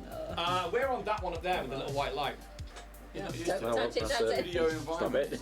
Because nobody comes to that. Yeah, usually it's like, well, I have to like bring them in, like, no, I do use those ones for normal streams. Like when I'm painting, it's that one and stuff. But where can people find you? YouTube.com/Band of Badgers. All one word. All one word. Yeah. Love What, Facebook. what kind of things do you guys do? Oh, let's make this conversation. No, I'm really I want my cup of tea. Did anybody make them a cup of tea? Yes. Yeah, Alex. Yeah. You got a cup. Over break. No. Right. Slacking. For fuck's sake. Come on, you thought? Alex. I genuinely will if. I know you will if you genuinely want one. Ah, look at that. Tom's adopted one. Oh. Do you want to grab the mugs? Shutting the door. Ah, okay. Do you want a cup of tea? Stuff there too. Shut up, fucking door. Right. Oh, shut that door. So, the stuff that we do, if you're interested, you're probably not, who cares? We do interviews, we do reviews, unboxings, we do live playthroughs of Pathfinder, D&D, and all kinds of stuff. And also something that we do, which we don't shout out about it, but we should shout out about it, is that we support other streamers here in the UK like this, so we can get them a bigger audience, bigger community, and hopefully big events that we can all do together, like our barbecue, Badger Con, and all the other stuff we've got going on. That was good fun. It was a lot of fun that day. Yeah, that's Panda Badgers. They can fuck off back to their seats now. Off you fuck. Come on, Grandad, off you go. Back to me. This is my domain. No, please go check them out. So I had my first streaming experience with these guys. Scarlet Citadel, yeah. I played a guest player, which was River, yeah, who died at the end of that episode. And yeah, that was like my first foray into online TTRPGing, rather than just in a room with Tamsin or Jack and Alex in the end as well. And eventually Steph, who came to us, now also plays on Band of Badgers with the A Deadly Quest campaign run on their GM Creator Series, run by Ross, who is a really lovely dude who everyone should really go check out. Very good GM. Steph plays a fantastic character called Mrs. Bemble Mumble, who is a complete cunt. She really is. Wow. She really is. If anybody had a wooden spoon and a big pot to stir, it's them. It's just what I'm going to be like when I hit, I don't know, like 60. And not far off that, right? No, another year. But yeah, please go check out Band of Badgers. The guys are awesome, and I think what's nice is you've always said about people is, you know, if you want to give it a go, give us a shout out and come join in. And yeah, the amount of people I think that you've given guest spots to that have either gone on to carry on doing campaigns with you guys or carried on to then do their own things, I think it's really, really cool. Yeah, that's where I did my first online stream, which then led to this kind of craziness, which is weird. You guys narrowly avoided death in that one with some phenomenal engineering work and some clever thinking about ways to get around these 4 systems that if you'd have done it wrong, that could have ended in a TPK, because the way that place would have collapsed could have left it with like really high gravity. It could have left you not moving. The very best scenario if the gravity had gone up is you had to strip off your armor and your equipment and try and hold your breath and get the hell out of there. Bruce would have loved that. Yeah, exactly. But you guys have come away with a decent share of UPBs. Obviously, UPBs are a universal polymer base. This is God, TJ, how don't you know this? No, Steph. Why don't you know Yeah, this? that was Steph. That was completely Steph. But it is a universal polymer base. These are the building blocks of technology within the Starfinder universe. You're right there, Tamsin. No, it was something I meant to bring up. It's something I meant to bring up. Now, I know that we've got 10,000 each. Yes. Okay. How much, though, does it cost to upgrade the ship? It depends on what we're putting on. Is it worth everyone giving up, say, 1,000 PB? So we have 9,000 instead of 10,000. So therefore, we've got 5,000 aside for the ship. It could be. So, something I would point out is if you take hit point damage or hull point damage to the ship, every hull point takes a certain amount of time and UPBs to repair. So is it worth having if we sacrifice some UPBs for the general ship? Yeah. I will allow Jack to look that up because Yeah. I'm not like he already opened up the rulebook and I was We'll like, get back to you. Yeah. But In general we'll take cost, into I account, think yeah. it is worth everyone. it's great because he's like my taking rules lawyer. a So he few hours. literally like, I start thinking, and he goes straight to the book and I'm like, fucking sick. So most GMs, rules lawyers are their worst nightmare. Love him. Use the word. Yeah. That's a great trick. But this is actually something, because Steve, you run a Pathfinder game, right? Yeah. With Paizo, what I find is that like they give you the tools for your character to go, okay, I need to beat a DC something check. Can I make this roll? Boom, I've done that. I passed the check. I get to do my medicine. I get to do my thing. Same with Starship Combat. They've got the ship, it's theirs. I don't need to know shit all about it. They've got all of the DCs and the sons to do it. So I fucking love that about Paizo. I think it's like one of these things where like they have more control about what's going on and set DCs. I just go, cool, I'm running the bad guys and I'm running the world. I don't know if you found that with Abomination Vaults yet, or if it's still low enough level that that's not really come into play. Yeah, because I think with things, especially with like conditions, so like Fear 2, Fear 3, stuff like that. Obviously, again, they're like, okay, well, I've got Fear 3, which means I've got all of this, and they just run it. They just go, right, I've got a -3 to all of my rolls until next round's 2, next, and yeah, as a GM, you're like that. You deal with that. I'm doing this. I love it. But you guys have these universal polymer bases that allow you to repair your ship. They allow you to help in crafting things. They can also be used 1-for-1 credit to UPB. So they can act as a currency as well. So they're quite versatile. And some places will only accept UPBs because they are more versatile. Whereas other places will only accept credits. Some places will only accept raw materials like gold, platinum. So it's nice to have some different kind of currency on you. We do got those big old gold teeth now as well. You do have some big old gold teeth now. Yeah. Get them valued. Yeah. And I guess we must come back into the Pact Worlds as the drift engine begins to power down. Those comms come in, info spheres start popping up of like TV shows. You see billboards surrounding satellites near planets, shipping lanes, so much traffic from different planets all over the Pact Worlds. Pardon me. That there is a welcoming sight to this, whereas Kashoria was a little bit of traffic, and when you were in the Dachi system, there was nothing. Something about this just feels like home. What would you guys like to do? Immediately, as soon as I've got all those messages come through, I'm writing a message back to Linda. Okay. Linda, I'm safe. I hope you are too. I miss you. I will find you. Please do not worry about the food. I've eaten many different foods and I am fine. These are lies that the company is telling us. We are not broken. We are Hastoki and you are perfect. Stay safe. I will come for you. And a gif of a cat on a skateboard. Always follow that with that. Yeah. Love it. Anybody else in this moment doing anything? Looping background to I the might. Okay, leave me alone. You text her. Can you send for me? What did I say, bro? looping background to the UPB thing. Yep. I think if we each give up 500 UPBs, That should cover any repairs. that should cover repairs and potentially any upgrades that we do, so that there's 2,500 for the ship. Because it is 10 UPBs for every 1 point of damage over a 5 hour. So I think that is enough to cover. Cool. Yeah. How do you do it? Do you just put it stash or shared or? Well, whoever's got the ship sheet may want to put the 2,000 or however much it was on there. You should be able to access it on your Hephaestus. And then you guys just mark your UPBs down by the allotted amount. Say 500. 500. Yep. So we have 9,500 each. Right. Okay, so that goes off to Linda.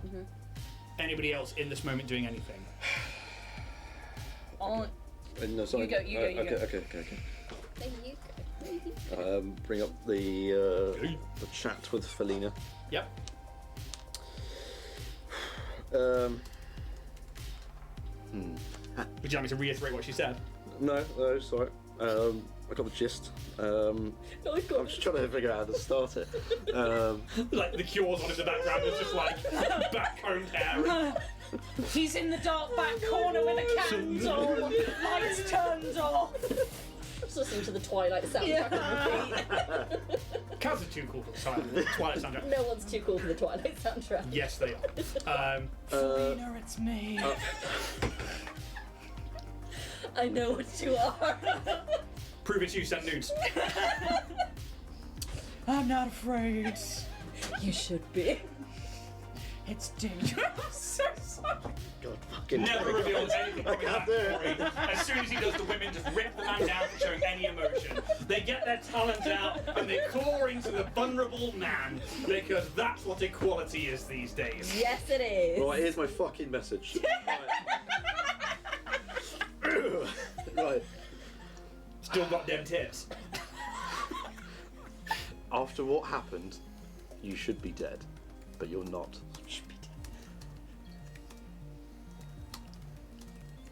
Where's the best place to meet outside of Keydale?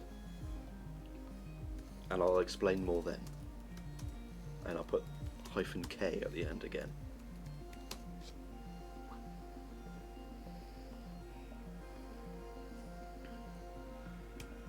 to find the item. Okay. Alright.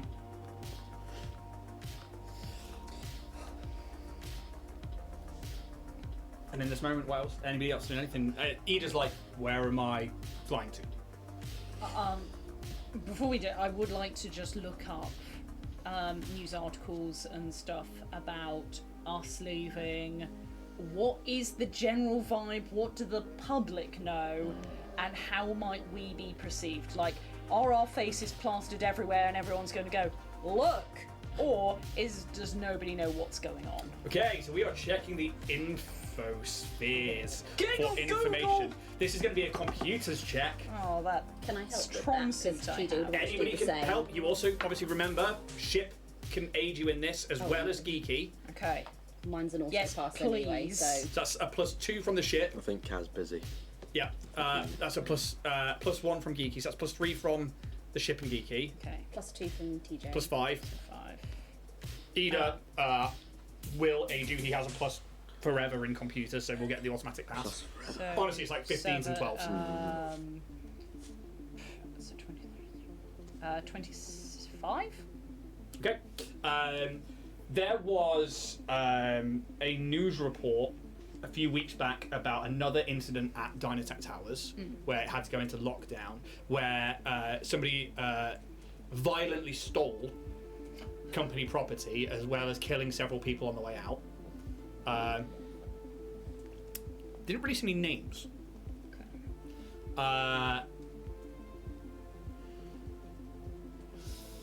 There's been less marketing for you as a company face. It's just been like, you can see whereas before there were like posters of you and stuff like that, but they're starting to be replaced, and these like billboard things are starting to change. There was the major release of the Hastoki, and this news report that had you guys and TJ in there, yet that's now buried underneath other news reports, and it's like very much like overwhelm the media with other things so that that one's forgotten. And now there is a recall notice out that is being kept quite quiet, but it is still being put out to the public on certain unit numbers that have been sold, and basically saying recall the units, we'll either refund you or we will replace the units on the Hastoki. You're not seeing news reports on you guys vote. Okay. What are the numbers of the recall? Okay, you're not seeing data from the company here. You're seeing like media from the infosphere. So you're not seeing like how many are being But like, recalled. what's like the sort of designation? They're like batch numbers. Yeah. Nothing that you would personally know, I don't think, because you weren't part of a batch that was. You've not been part of a batch that was sold, but you are seeing like there's maybe like a list of numbers, maybe like 10 or 12 long, whether that relates to how many units are from those batches, or if it's just 12 batches, or if it's like 50 units per batch. You don't know.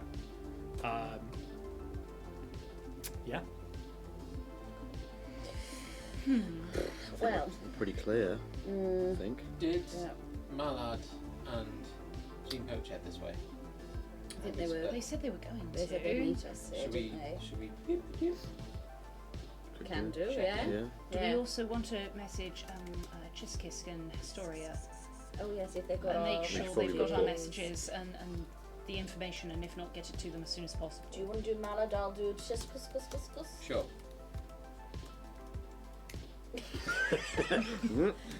You have to give me words. Hey guys, just arrived back at Absalom Station. Checking in. How is everything? D6, please. 3. Lamp is on as well. Well, I mean, technically, it's been 3 days because of your extra day fucking around trying to. You right there, mate? Having a little fun with that moth? Mothman! That's how long it would have taken them to get back. Cool. Cool. So I will respond to that one when it is appropriate. So, hey guys, just arrived back at Absalom. Checking in. How are you both? Anything we need to be aware of? Kiss. Oh.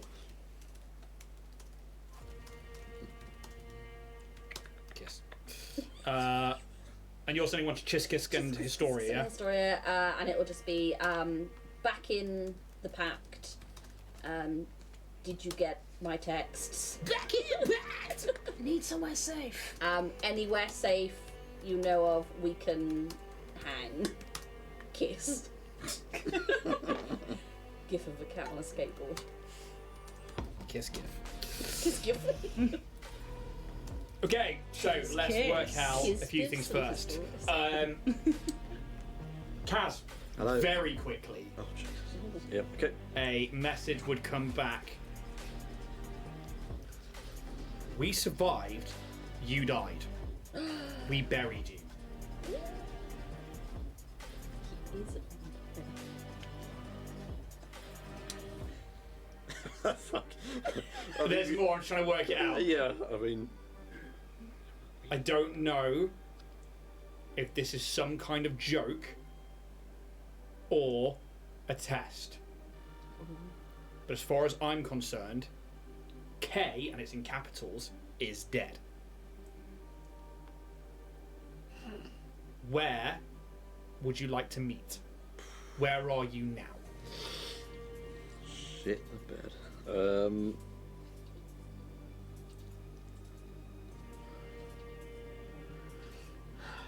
Okay. You can take time to think about that. Just give me a couple minutes. Continue. We'll all sit in silence and wait. No, you won't.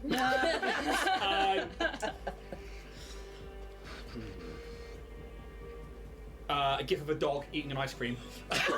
I love her so much.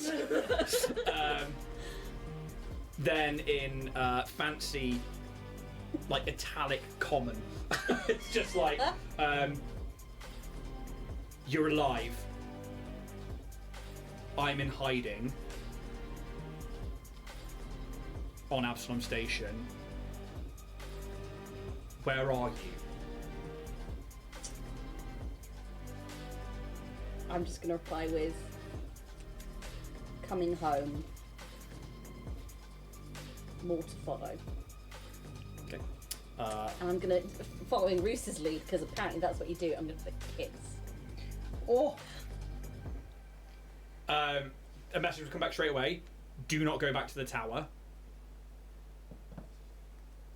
Are you cross with me? Oh!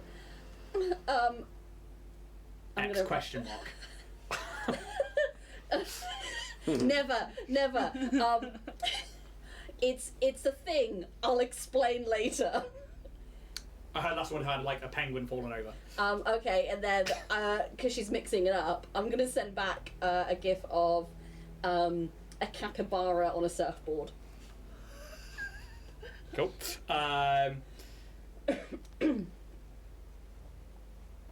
Did you send that to Mallard or Jean? Both.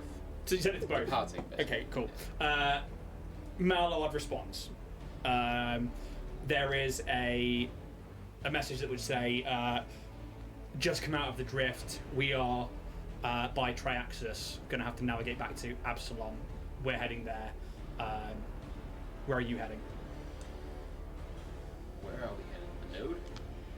Oh, we need to find out where we're going to hide out. Hopefully Historia will give us like a safe house or something, and we can. Because I don't know, I can't go back to anywhere. No, Other it than turns the out. ship. Turns out I can't either. Oh. No, my tower's in quarantine. Oh. It's all kicked off. That's. Oh, really? Oh yeah, and I'll kind of give you the Spark Notes version of this. Yeah, Dynatech has basically been. You know what happened to my friend Bam Bam? Yes, you said he exploded. Well, I've been getting a load of messages from Linda, and it's been happening to other Hostoki, like Bolo Willie, single tear rolls down the cheek. And some of them have run and got into hiding, but they're saying that it's because we haven't been eating the right food, or there's a pathogen or something, and they've shut down the tower. Well, I did find all these recall notices from Dynatech, so. I mean, how did Bam Bam Bam? I only saw the after Bam. So that's a really awful thing to say, isn't it? Such an awful mental image. The after. The after Bam. I just still see this like. Do you remember like the tunnel being like this like? Yeah, just Slow all poop. over the walls. I I mean- took photos.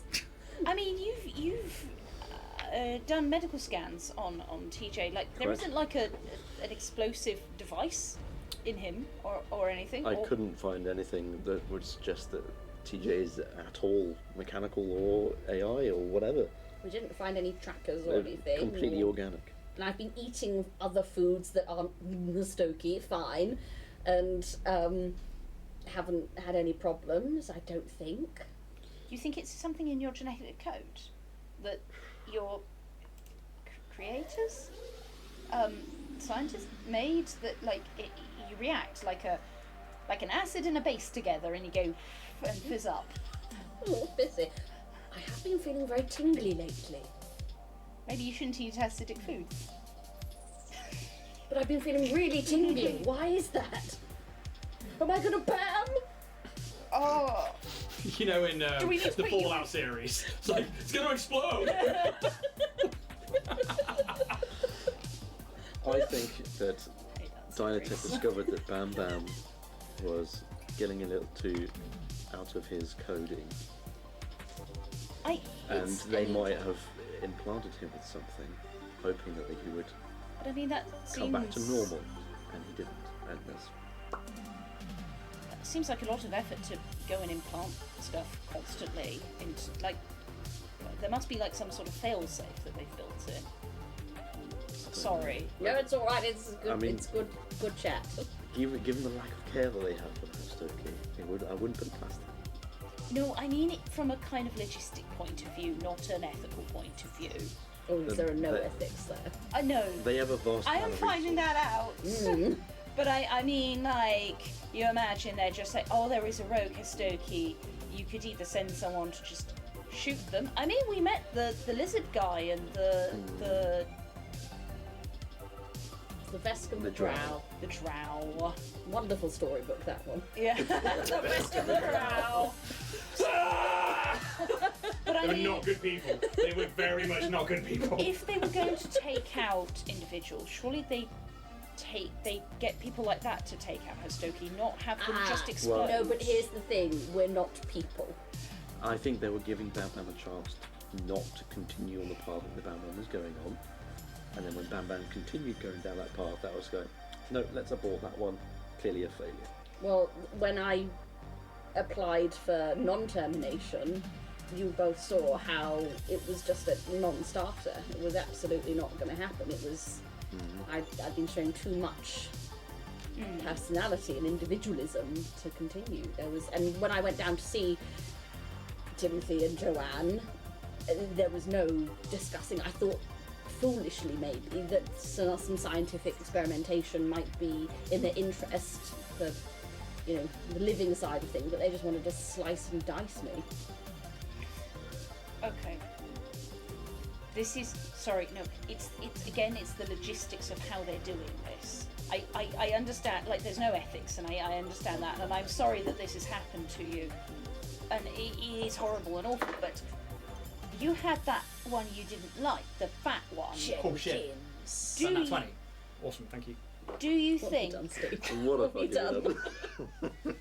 Jenkins is FYI, that's the campaign dice. or Jenkins is working for the company and somehow getting something to the Hastoki? He's like given an order, like, go to this one and feed them or do something. But he's eating all the food. Maybe that's how he gets all the food. Storing it in his... You get a comm midway through this conversation, and it isn't. Your ship is being hailed. Oh! Who dis? Yes. It has a Starfinder signature. Okay. That's good. But still, who The dis? leader is like, It's alright, hopefully good, guys. Is it like a com that's come through? it is coming through. You have to Is it on a accept it. private channel? Well, there's only been a few people contact the ship since you've changed its name and designation. I'm gonna Riker it. I'm gonna turn my chair and Riker and open. I love how doors. small you are. You're just like, Pop the You- chair up. activate the comm, accept the hail, and on the screen in front of you, shing, across all of the view screens, you see 3 individuals. 2 of them, you know. You see Chiskisk, this Shirin Starfinder, with this like large headdress and a holographic Starfinder badge. They're like essentially it's like a holographic tattoo above their head. You see Historia 7, this android female with this like bright blue hair, and then they've got these like Lashunta makeshift antennas that has like another data screen above it with these like ley lines that go through her skin. And then you see somebody that you don't necessarily recognize, but you can give me a culture check. You will have a +5 to this since you are a member of the Starfinder Society. Oh yeah, that's fine. Okay. God, you're the only one now. Yep. The last one. Okay. So +5 on top of what I have already. So that's a 24. 24. This is just get the name completely right. Very, very strange to you because this is Luwazi Elsibo. This is the current first seeker of the Starfinders. They are the head of the society. Okay. Chiskisk speaks first. I'm glad to see that you have made it back safely to the Pact World systems. Yes, we have somewhere for you to dock, we have somewhere for you to stay before you are found out about being here. We've received your messages so far and have many questions for you as well as informational updates for you. Historia 7 then speaks up. Yes, please. Agent Wren has returned to us with much of the evidence that we were looking for with just Kashoria alone. The data files would like to meet with you, as well as and this lady. She is dark-skinned with this like curly, very voluminous hair. She seems to wear like a red-black breastplate with a Starfinder symbol emblazoned into it. Very charismatic looking individual. I am Luwazi Elsibo. I am the first seeker, and it seems like you have been doing fantastic work on behalf of the Starfinders and in the shadows. If Historia 7 and Chiskis believe in you, I too would like to be there to meet you if it would suit. Be alright to meet, yeah. Indeed, it would be an honour. She smiles and Chiskis, if you let them know where, I will make my way with Ren now, and I will assume see you both there. Chiskisk, yes, first seeker, and Elsibo blinks off the screen, leaving just Chiskisk and Historia 7. Historia, I cannot thank you enough. The election is very close now. We are looking at a week's time. Okay. However, Zano's campaign has been gaining a lot of traction even within the Starfinder. She offers they offer many different positive outlooks to especially the younger, newer members of the Starfinder Society. Obviously, what you have given to Agent Wren, what you have shown us, and also the information that we've got back from you, although not really usable yet, if you have that camera footage, we can access that and use it. We have tried to put out fires where we can in regards to yourselves. Sorry we couldn't get equipment out to you, but you would have beat us to it there, and Agent Wren speaks highly of your capabilities in the field. I'm very sorry to hear about Vorag's loss, or your loss with Vorag. Oh, yeah. Thank you. If you have his Starfinder badge, we can add it to the Memorial Garden. Yes, it is good to see that the Starfinders return, and also that those of you who would have taken this mission while not being Starfinders have also come back. On that... Yes, Kix. I mean, we find ourselves in maybe a bit of a situation with Dynatech. Yes, you are. We are very aware of the situation. Yes. I'd like to petition to join the Starfinders. For all that we've done for the Starfinders and the protection that you would potentially offer us, I'm not going to sugarcoat this. We are in trouble, and I think we have proven ourselves enough and worked and done enough for you that it's a reasonable request. You see, like this, the antennae, like kind of like shift slightly, and there's like a facial movement with Chiskisk. I'm sending you the coordinates now of a safe house, and of a docking station within the spike. If you take the Orion's Hope there, Agent Wren will meet you and take you to his safe house. There, myself, Historia 7, and Elsibo will meet you. We'll discuss it further there, Calyx. But I agree. I would like to see you indoctrinated into the Starfinders, if possible. That was a word. A pretty intense word. I was like, I'm not saying this out loud, but when they say indoctrination, I'm just like, I am psychic. okay. And indoctrination it is. Hazing. Oh shit. And they send across some coordinates over this private channel that you have with them. I need to reply to Mark. That's up to you if you want to. I'll just say simply, destination yet to be confirmed. Let us know when you reach Absalom Station. We'll be in touch. And there's just a... Kiss. Send nudes. It just says, sure thing, boss.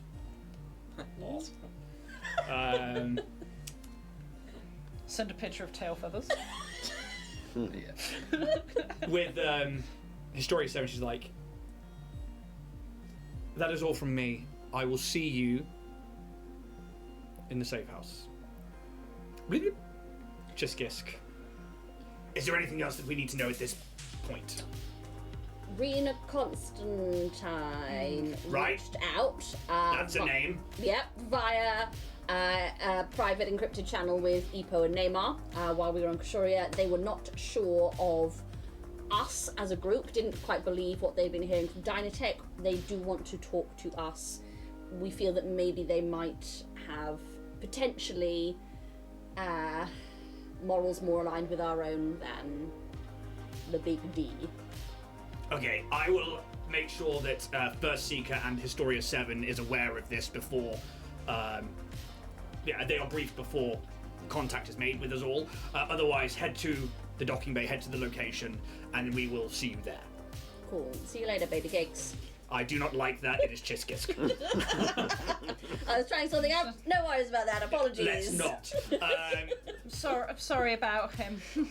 It's fine. Trying new things. Good. Sometimes they don't work. Trying new things is but human. I'm not human. We'll see. Chiskisk out. What did that mean? Scam me. And you guys are Human left DNA? on the bridge of the Orion. Indoctrination? I'm sorry, I hope you don't mind that I asked. I mean, obviously, it's not like if you guys want to join, but like... If I feel- would like to. Yeah. I don't know about you, Roos. I mean, sure. Get a What's cool that? badge like Kaz. Yeah. I No, owe we can you all a be beer stuck. for that one. Put my name forward. You tell me what you guys are doing. Well, shall we follow the coordinates? Yep. Get docked up. Let's get Just docking. quickly Oh. before we go to where we're going, Mm. should we mention the name Gene Gene Poach. Poach I to think it's worth it. Pathfinders? That'd be known. I think it's. Yeah. I think it's a good thing to say. I think May as well. full transparency might give us a few more ins and insights. We have to put our faith somewhere. And we've already started with the Starfinders. We may as well continue. Ida is like, speaking as a pirate, do you think I'm going to be alright here? Yeah, we'll vouch for you. Probably the big horned helmet might be a bit of a thing. I am not taking this off again. Maybe just kind of keep the piracy thing a bit under wraps. They say that Ren that we met is going to be there. Yeah. Okay. And with that, I assume you guys are heading to Absalom. Yeah. Is it possible Absolutely. to ask G33 to maybe mask us in some way? I don't know. We've already changed all our Yeah, shit I and know, everything, but so still, we're like, thinking about as smart as we still can worried. be.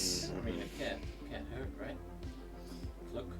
G33 would be like, we have done all we can to change the designation and the essentially digital tracking of this ship.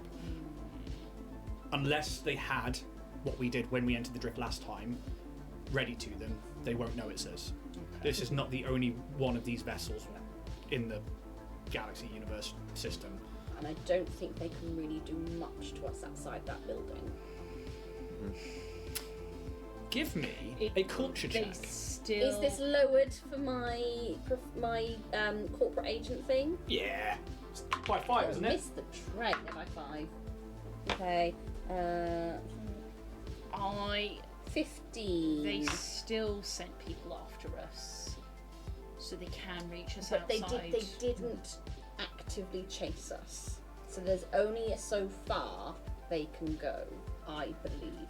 Possibly. We'll see, I guess. Yeah, I'm still.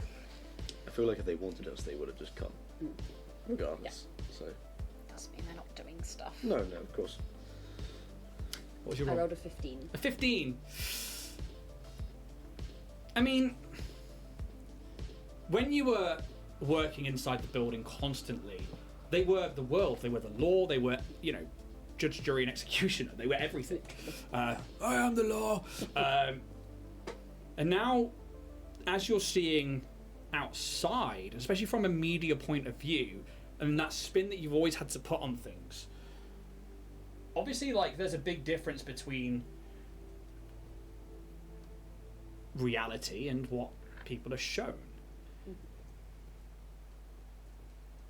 Yeah, they might not be showing any active involvement outside of the building because you've heard them say we can't just send the militia, we can't just, send our defence teams anywhere, and we can't just act on that. Yet you've met Nigel and this drow who were acting on behalf of the company with what is essentially a warrant to reclaim property. So there has to be some legalities that they must follow with station law, politics, and yet there must be grey areas in which they can act upon. The fact that you guys haven't been publicly hung out to dry in the media, especially a Starfinder at the moment, with them wanting a better place within the Starfinder Society with this election coming up for the first Seeker, with Calyx, the poster boy, whether that's because it'd be bad publicity or whether that would be something else, you're unsure, but yeah, I mean, they're not acting outside of the building openly. Yeah. There's obviously undercurrents, but they are a corporation, not the law. That's all I can feel. So that we do have a little bit of stuff on our side. And I mean, if they were the absolute power, our faces would be plastered everywhere. There would be a smear campaign against you for starters, no doubt about that. Kaz's records would probably have been unearthed and plastered everywhere. I'd have probably been dehumanized even more than I am now. I mean, they think you're dead, so that's exactly. fine. And this is the other thing. They think you're dead. You've been in hiding for a few years, and they haven't found you. Yet what you're hearing and what you asked with, where's the rest of DT-14, they're either dead or that vision you saw of Sephirin, that last member, murdered. Whether that was a freak coincidence or if somebody was tracking down those team members.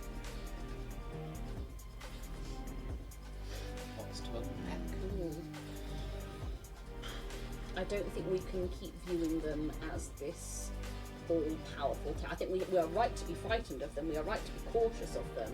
Yep. But we should also bear in mind that there are things that we have been doing and can do. They're not stopping us from doing anything, really. I know, I know you're just worried want, about it. yeah, I know, I just don't not draw attention to ourselves if we can help it. Oh, of course, I absolutely agree with that. But I think should we delete don't. that selfie then, okay. I think we shouldn't. Just every one of them asleep in their beds, and you're like, we shouldn't tiptoe as much as perhaps you think we should. Most of the time, yes, I am tiptoe where we can, but quite aware now that I am probably the only decimal walking around here that isn't attached to a machine. Yeah, Makes me stand out a little bit. just make We've sure. got your makeup. We can get you a hat.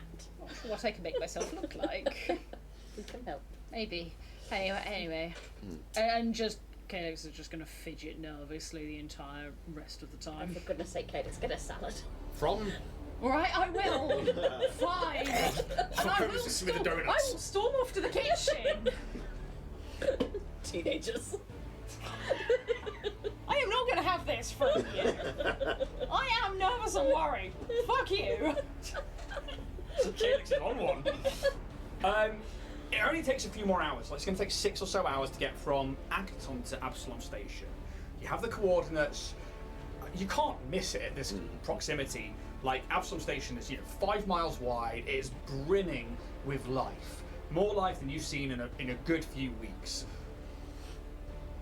You move the ship, or Eden pilots the ship, to the Armada, this fleet of vessels like a sea around Absalom Station. Some of it is a permanent fixture where people live.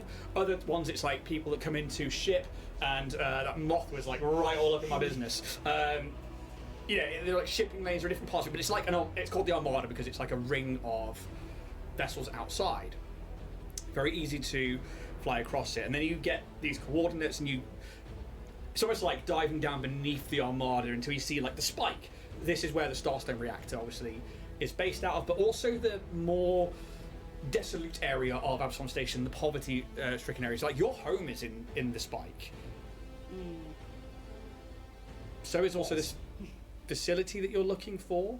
You guys have been in the spike before. You went down into one of the maintenance areas in the junkyards, and actually what you're seeing now is this place that you're going to go dock with is actually it's like a maintenance bay that is by one of the junkyards, and actually you get the sense that this would be where some scraps are probably taken away to places like Akaton, where there is huge junk piles within Akaton that the Yosoki love to tinker with. So a lot of the scrap is taken there. And this particular docking bay, it's quite small. You can just about pilot the Hope into there. As you go past those ray shields, you see standing just by one of the hangar bay doors in a red leather jacket, Oh, red. in armour with a white mohawk, Ah. just smiling gently. Space Wanker! He can't see you from there through the window. And you begin to pull in, just gives you a little 2-finger salute and waits for you guys to park the ship up, basically. Can I respond to Felina You absolutely as can. we're sort of coming in? The text will be, New phone, who dis? that is not what I experienced. This is not a test. I'm in Absalom Station. Contact me when you arrive. Vid call me if you can, so I know it is you. If you wish to kill or harm me, or are ordered by the higher-ups to do so, don't bother. Good work. -K. Kiss.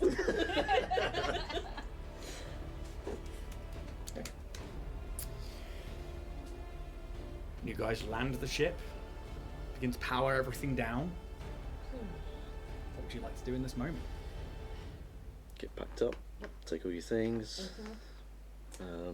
Get ready to go, get the rations. Dave, you're in charge, buddy. Good, Dave. Geeky, everything all right? Yes. We're all parked up, all good.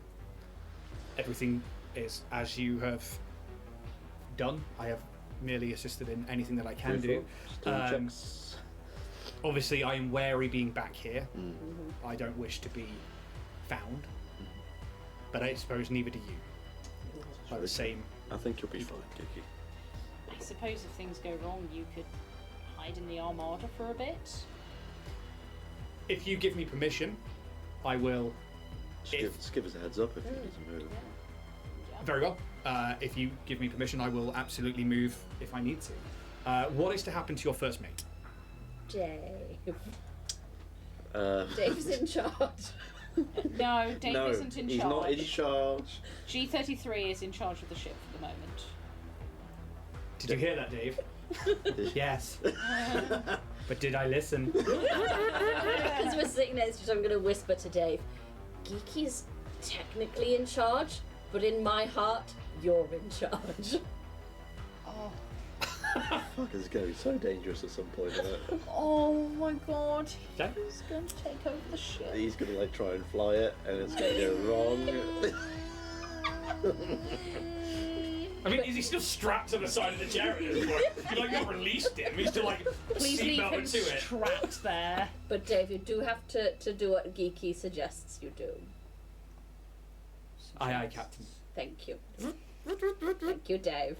Let's see. Okay. He's fine. I'll unstrap him. No. You can't leave him strapped there the Look, whole don't time worry. we're gone. Instantly, because he's been there for a few days, he's like instantly hoovering. See, he's fine. He's got stuff to do. Ida and I will make sure any protocols are put on in place in the near future. For now, it'll be fine. Gotta catch me first, wanker.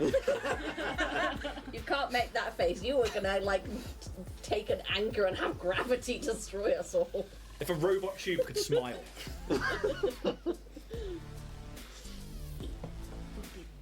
Hey, Dave is fine. you've got money now, and we could Can I use have this. money? I give him 100 UPBs. Okay. Oh shit. What is he going to do with that? Dave is going to become like. How do you give Dave the you UPBs? know? What format are they in? So they're like, they're like silicon chips basically. Like there's a mix of like some that are like motherboards, some that are like these like data chips, but like they're just different universal polymer bases. I mean, TJ has very little concept of money or what it is, so he's just gonna like just give him like in his little claw hand put. Okay, so he's got like a pincer that can't hold them, so like it holds like 2 of them, and the rest just like 52 card picker. I'll put them on top of like the table or something. Those are for you, Dave. Thank you. Don't throw them away. They're just yours. Okay? Thank you. I'm going to have to write that code soon. Please. Okay, 100 UPBs, yeah? Yeah. Okay, we should probably Right. go and see Ren. I think we're wasting time here Yeah. now. Yep. We don't want to do what we want to do. See Ren. Hi, Ren. And as you like step down the back ramp, obviously now down a crewmate. Yeah. Not that Ren knows this yet, but like smiling and it's just like, oh, it's good to see you all again. Welcome back to Absalom Station. It's been a long, well, I've been here about a week, but it's been a long time since I've been here. Probably a lot longer than since when you guys last left. But it's good to see you. I'm glad you, I hope you found what you were looking for, Caelix. I think so. He smiles. He's got these like bright green eyes. Oh. Yeah, I think we got what we were looking for, and I think I found what I wanted. I think. I don't know. Still don't know. We'll figure this out. Yeah. It's in progress. To be announced. That's what they say, right? Sure thing, buddy. Yeah. Sure. How the rest of you doing? Yeah, so. There's a lot of information flying about. I don't know what to do with it. Well, luckily, as a data file, information is kind of my thing. So, Yeah, I always forget that that's what you do. data jockey. So feel free to offload at any time. But there's some pretty big names that want to meet you guys. So, Yeah, we've Who heard. wouldn't? yeah, I'm not gonna lie. I'm not used to hosting, especially people like the First Seeker. I mean, I'm quite used to Historia 7 by this point, but only really through communications. But yeah, First Seeker is quite quite a name. Is it? Yep. I've not met her before, but she's the head of the Starfinder Society, and the fact that she's in my safe house, really wish they'd cleaned up a little bit. Do you want to borrow Dave? No. Dave's happy where he is. You don't want Dave. I'm sure she'll like it regardless. If I'm being honest, I'm not really all that bothered, but it's quite a big thing if she is coming to meet you. That's... Well, give us the tour then. The lower guts of Absalom Station, there's not really much of a tour to be had. Skell can come. He like looks towards the ramp on the ship. I'm not sure where she is. She's gone on her own journey, I believe. Oh, We lost her. like Vorag lost her. No, No, we don't think so.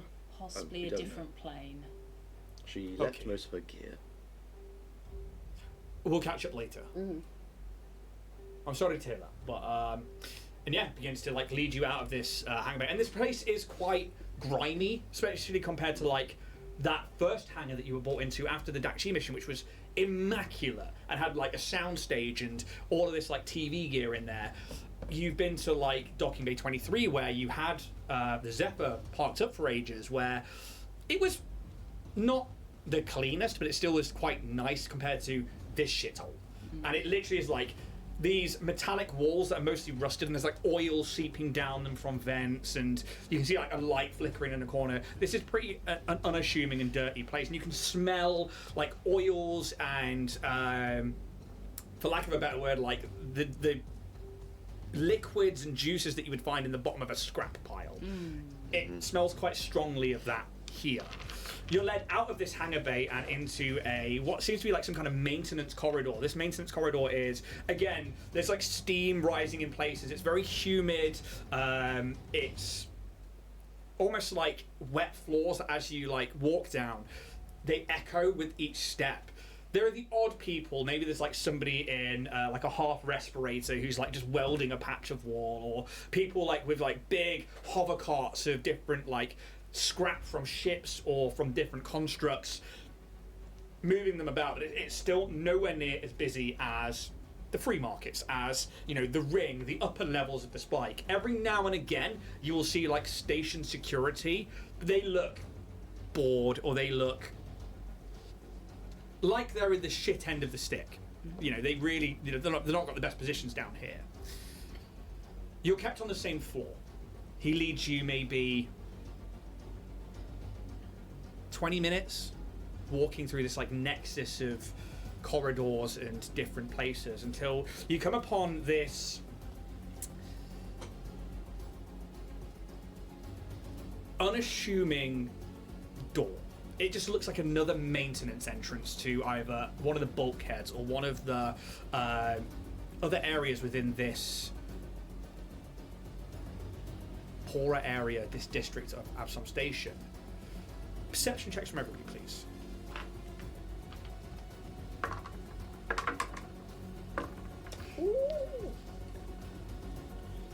That was the ooh with a nat 20 over there. Bruce? 17. 17? Also 17. Okay. 31 or 29. On it. 31. Oh yeah, so this is a visual based one, but it's within 60 feet. So Okay, so 31. 31. 31, guys. Okay, so the first thing that you guys don't really see anything. This is very unassuming. It's just like there's like sometimes there's bits of graffiti and stuff on the walls, but there is one bit of graffiti that you guys notice where there is a maybe it's like an older piece of graffiti that is starting to like really like peel away the paint, like the grime is starting to eat back at it and it's starting to erode. But there is a Lashunta woman in a very like pin-up pose riding the side of a starship that has been placed on one of the walls near this door. But you just make out that in her star-filled eyes, one of them is a Starfinder badge. And Ren is just like, "Aye, well, this is home, not so sweet fucking home." And he swipes on the door pad, and there is a moment where it goes like it's failed, and then it changes to green. It just goes ding, and the door opens, and inside seems like a lot more of a cleaner area as Ren steps through first, taking off his jacket and like throwing it onto something on the side. Well, I've got them here for you, and it's up to you guys if you want to head on in. I think so. Yep. Yep. Go right on in. Go right on in. Yep. Check Okay. out his pad. as you enter into not quite, but Two disco Got it, balls. mirrored ceilings. Has anyone got a black light? Like, oh my fuck. it's actually a very clean space. What you see here is somebody has built a habitat of some kind within this really run-down, grimy section of Bulkhead. There is the room you come into is a very functional room. It's mostly made of like greys, like light greys and dark greys kind of colours, where beams and stuff are clearly part of the Bulkhead architecture, but also they've been used to utilise things like workspaces of like tech benches. Such a brutalist architecture. It is very brutalist architecture, and you can see that as you come in, Ren has thrown his jacket onto a small side there, where there is like a digital key card of some kind. There is a couple of weapons. There'll be like a vibro knife, and then like you can see like he wasn't wearing his weapons, but his sword and his 2 pistols are on there. His jacket had the Starfinder badge on anyway.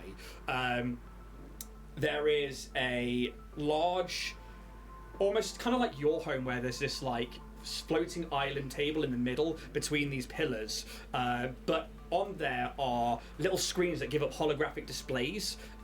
You do see your faces coming up every now and again as 3 people seem to be teaming, like reeling through certain bits of data. One of them is an android woman with blue hair and these antennae, clearly Historia 7. The other one is a Shirin Starfinder, not wearing like armor or anything like that. They're just wearing like office clothes. But this is like Chiskisk. And then you see Business. very much so. Bizkiss. And then you see a dark-skinned, very confident-looking female human who you saw in this video, who is sort of like half leaning in a very kind of cool way. For me, you know, someone's got that exudes that charisma that's just like, I can lean, but I've got the authority to lean. And they're like talking, and as you walk in, and Ren's like, oh, I've got them for you. They all stop talking and they look towards you as these 3 individuals from the Starfinder Society, look up. Historia and Chiskis remain quiet, and you can see they're waiting as Elsibo stands up a bit straighter. It is nice to finally meet you all. As I said earlier, I am Loazio Elisibo, or Elsibo, I can never say it properly.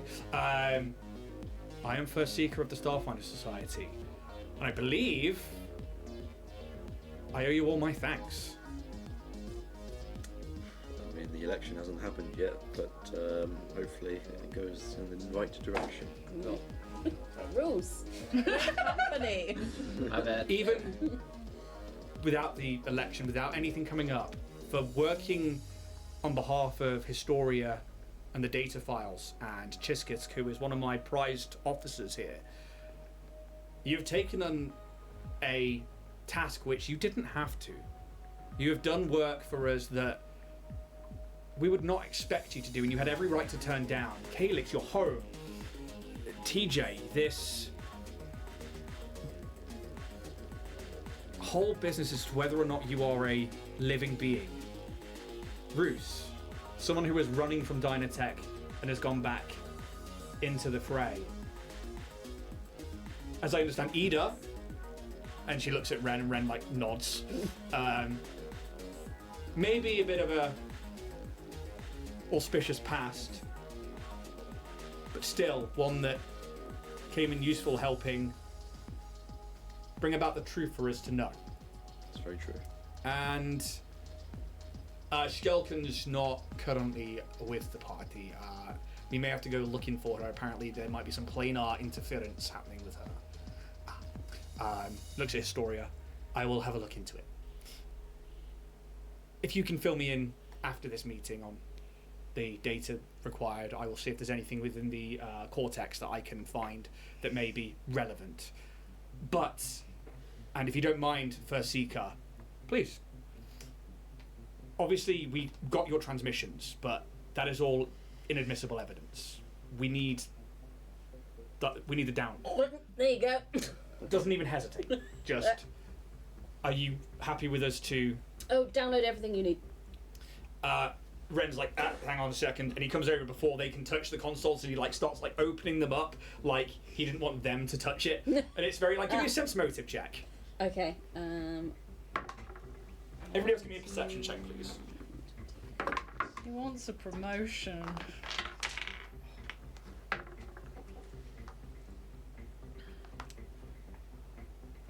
$25 for me. Perception.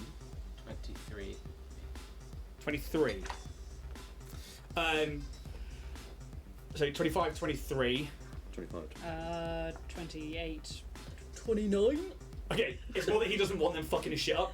He is just like, I'm very, very particular about the way his setup works, and he is just like, before like they go like jacking into anywhere, he's like, nope, nope, and he's just like pulling out the right cables for them to get into. A little sense of not quite OCD, but very particular in this space, like it's his space. Kaz does that.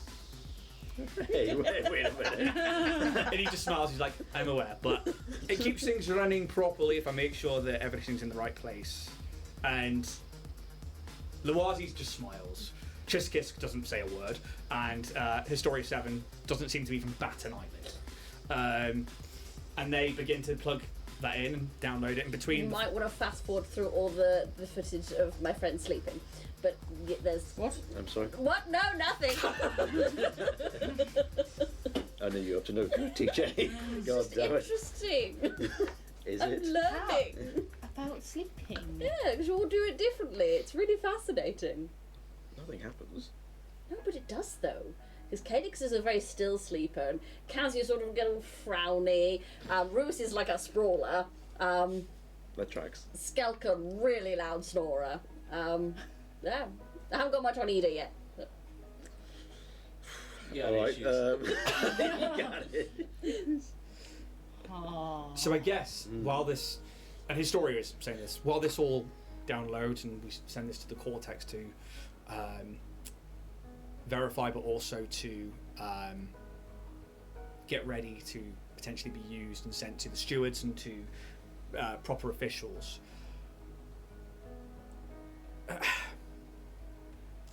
And she stops for a second, and Luazi steps in.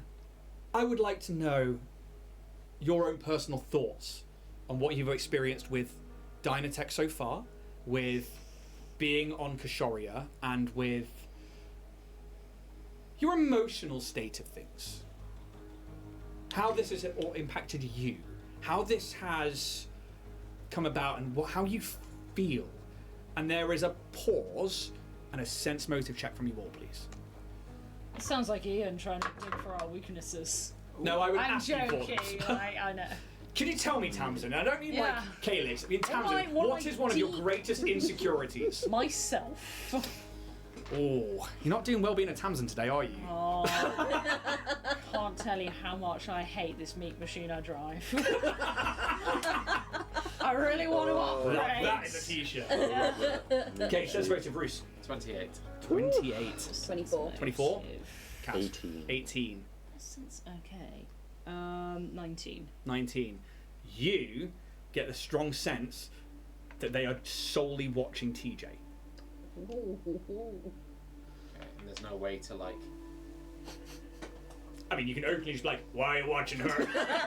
But I mean, like, so they're asking you this as a group, but you can see they are waiting for TJ's Right. response more than anything. I just gotta kind of look at TJ, just like.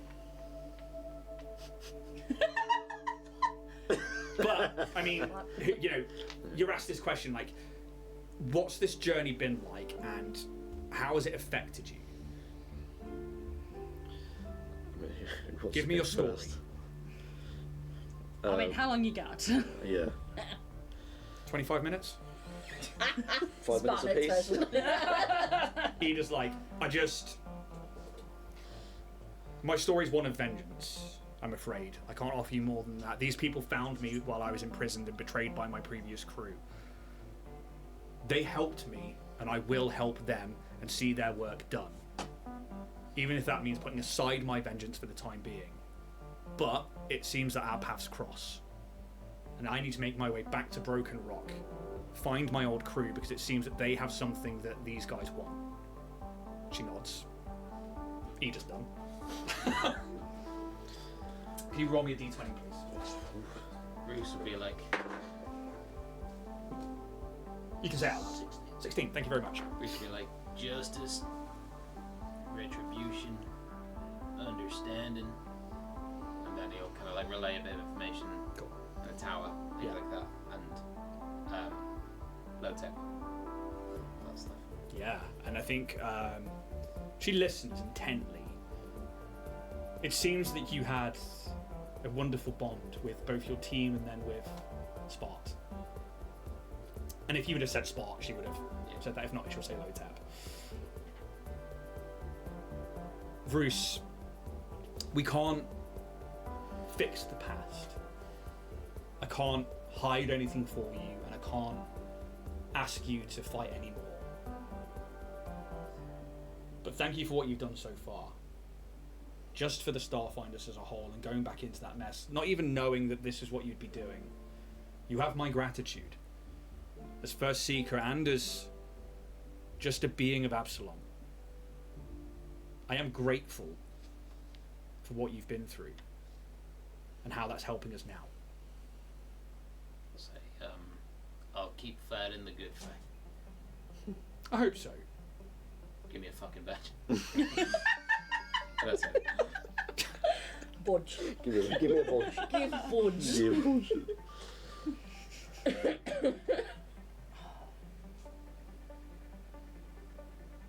I want to be able to find how to move forwards with what Desna has given me to do, my tasks. How I'm supposed to do any of this, I don't know. But I've got to try, and I've got to try for the best of my people. But my experience with Dynatech is, yes, they're evil, and they're doing a lot of bad things, and they go a lot further than just them. There's so many other parts surrounding them and bits around them. But there are good people in Dynatech too.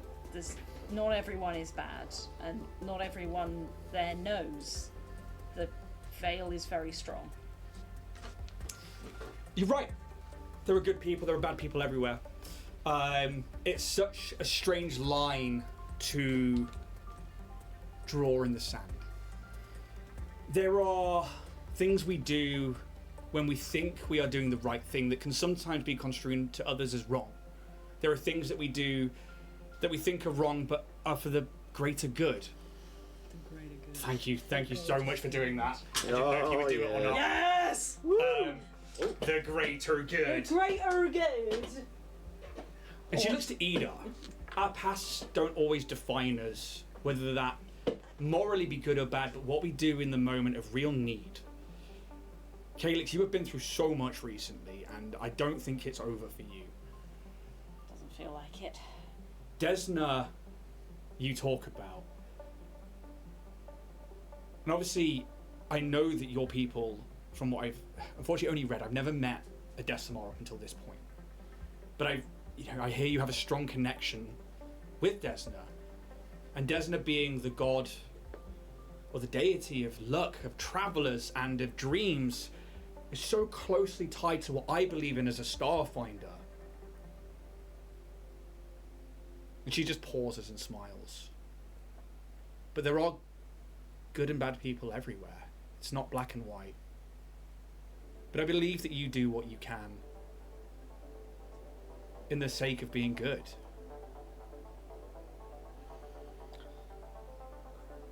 My life has been so full of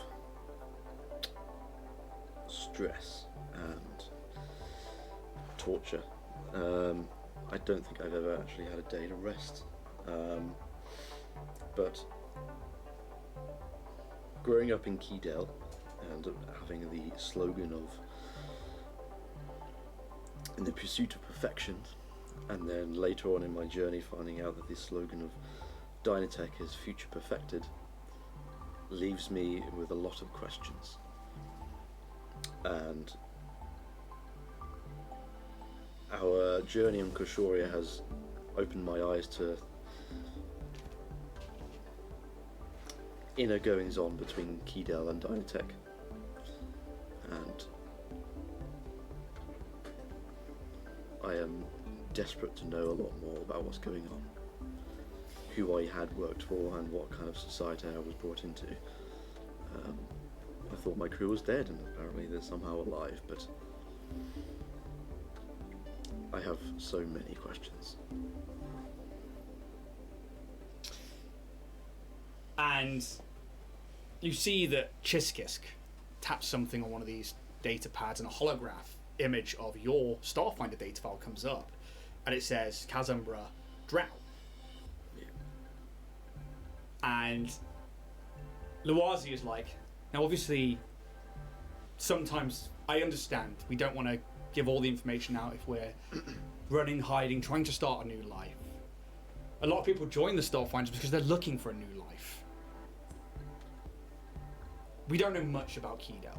We rarely hear anything from them, and we're not an authority figure to go in and do anything about that. But should you ever want to go back and investigate further as a Starfinder, we would have your back. We would do what we could to aid you and hopefully give you some form of protection. But being a Starfinder, being an adventurer, being part of this society is dangerous. Keydell would be very dangerous. But you've survived it. And whether you're supposed to be alive or dead, a drow or a Strix, I'm grateful that a member of the Starfinder Society, 2 of them in fact, took on that first mission with Dynatech, and that you've ended up with a crew of mixed, mismatched individuals. It's very humbling to me. Many Starfinders, myself included, started off on very similar paths, with a mix of people brought together for some unknown reason, but then become friends, family. And there's like a palpable pause where there's like clearly her smiling and remembering something. Sometimes our previous crews can be a pleasant thing for us to come across, or an unpleasant thing. Mine, it's mostly a pleasant thing. One, however, I now stand against in this upcoming election. Zano and I were friends. Yet I sense her need for power is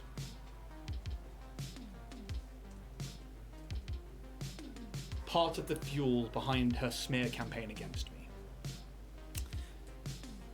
With this previous crew of yours, I truly hope you never have to face them as adversaries in any format, be that political or on the field of battle.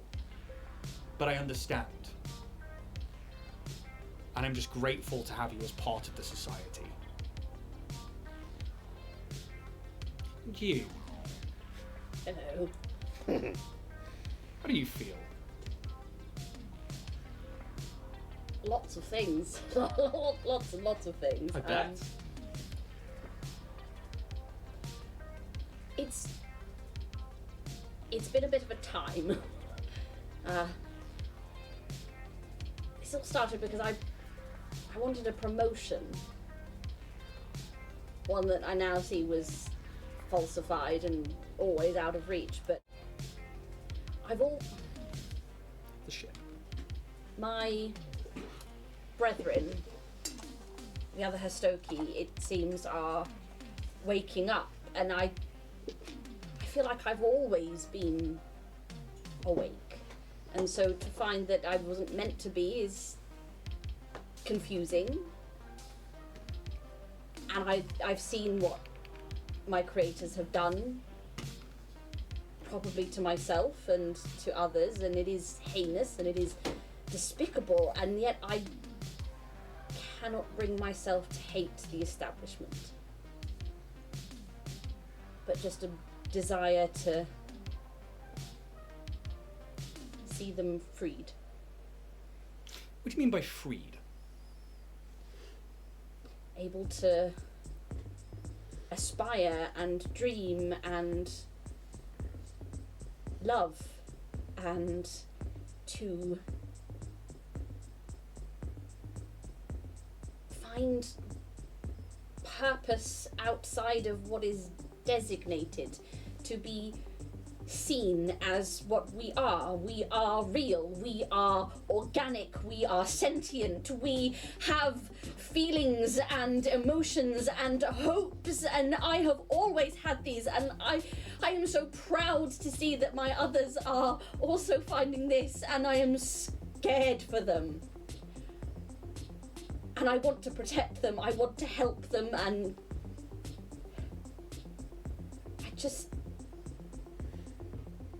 I want us to be free.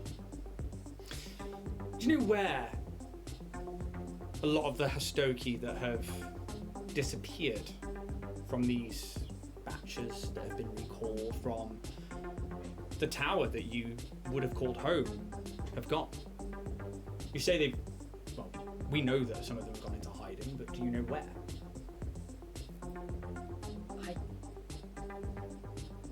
Can I sense motive why they're asking that question? For sure.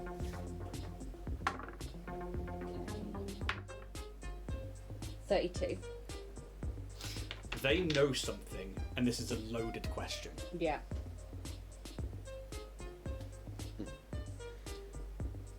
There's a lot of surveillance on Absalom Station.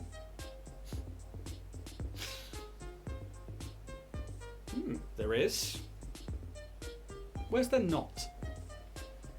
Where is there not? Historia 7 speaks up. There are a few spaces that are off limits to surveillance from private companies or from station security, from the prying eye of investigators or mercenaries, anything like that. Some of them being within Absalom Security Station, some of them within the vaults of certain corporations or societies. One such place, let's get the right name for it,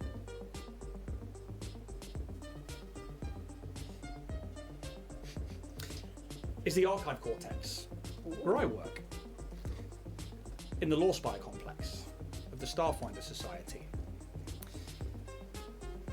Here, I do much of it's where I live, it's where I work.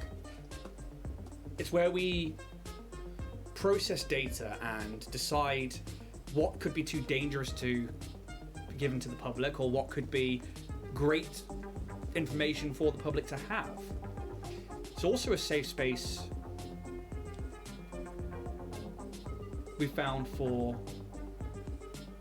androids when they first tried to attain citizenship. What do you know of the android uprisings? I know little. I know what obviously I've been told. Cheskisk speaks up. It is a story we think that would be very fitting with you right now. The androids are obviously a created species. And they look to Historia 7 and she just nods blindly, just blasely. They were not created via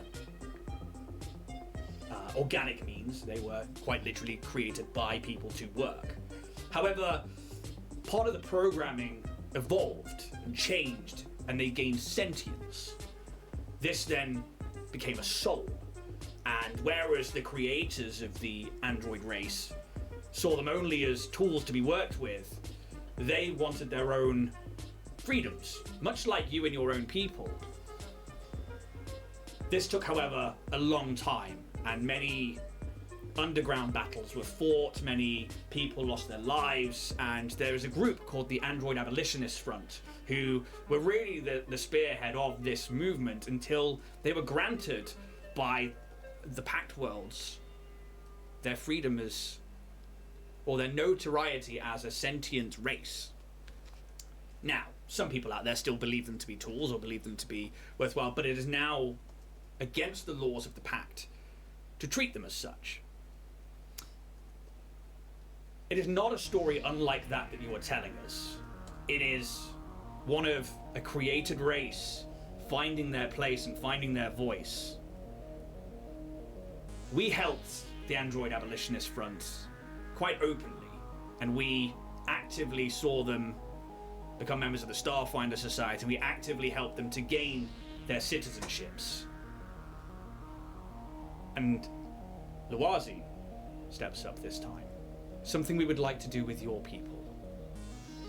If you'd have us, and Ren, who you hadn't noticed had disappeared from the table, comes back and places something down with a cloth over it. It's alright there, TJ. The Starfinder Society recognizes the Hastoki as a sentient being, as a sentient race. And we will do everything we can to try and gain you that freedom. I can't promise anything overnight, but for now, we acknowledge you. And if you'd have us, and I'm sorry this isn't going to be quite as grand for you, Kaz, but if you would all accept, we'd happily have you as members of the Starfinder Society. Yay! And we'll end the session now. Beautiful. To which end, we'll be back. I'm going to double check if I'm away next week or not. So we're certainly back tomorrow night for Starfinder 2E with the band of Adrian here. We've got Jack, we're going to have Luke sitting in on the table as well. I do need to check my calendar. We will not be here next week, as I will be away. Sorry, guys. The DM's away. Sorry, the GM's away. The GM. But yeah, so we won't be back next week. We'll be back the week after for the next episode, for episode 42 of Starfinder. Apart from that, thank you so much, guys. Thank you. You guys, once more, absolutely rocked it. That was fucking cool. That was good. Yeah, Yeah, it's a that good was ass very roleplay right there. Stuff. Imagine if she did really badly now, just like, apart from you, not you. None for you. Thank you so much. We'll be back tomorrow night for a playtest one-shot of Starfinder 2E. Until then, may those dice gods be ever in your favour, and we will see you all next time. See you later. See you later. Bye. Bye.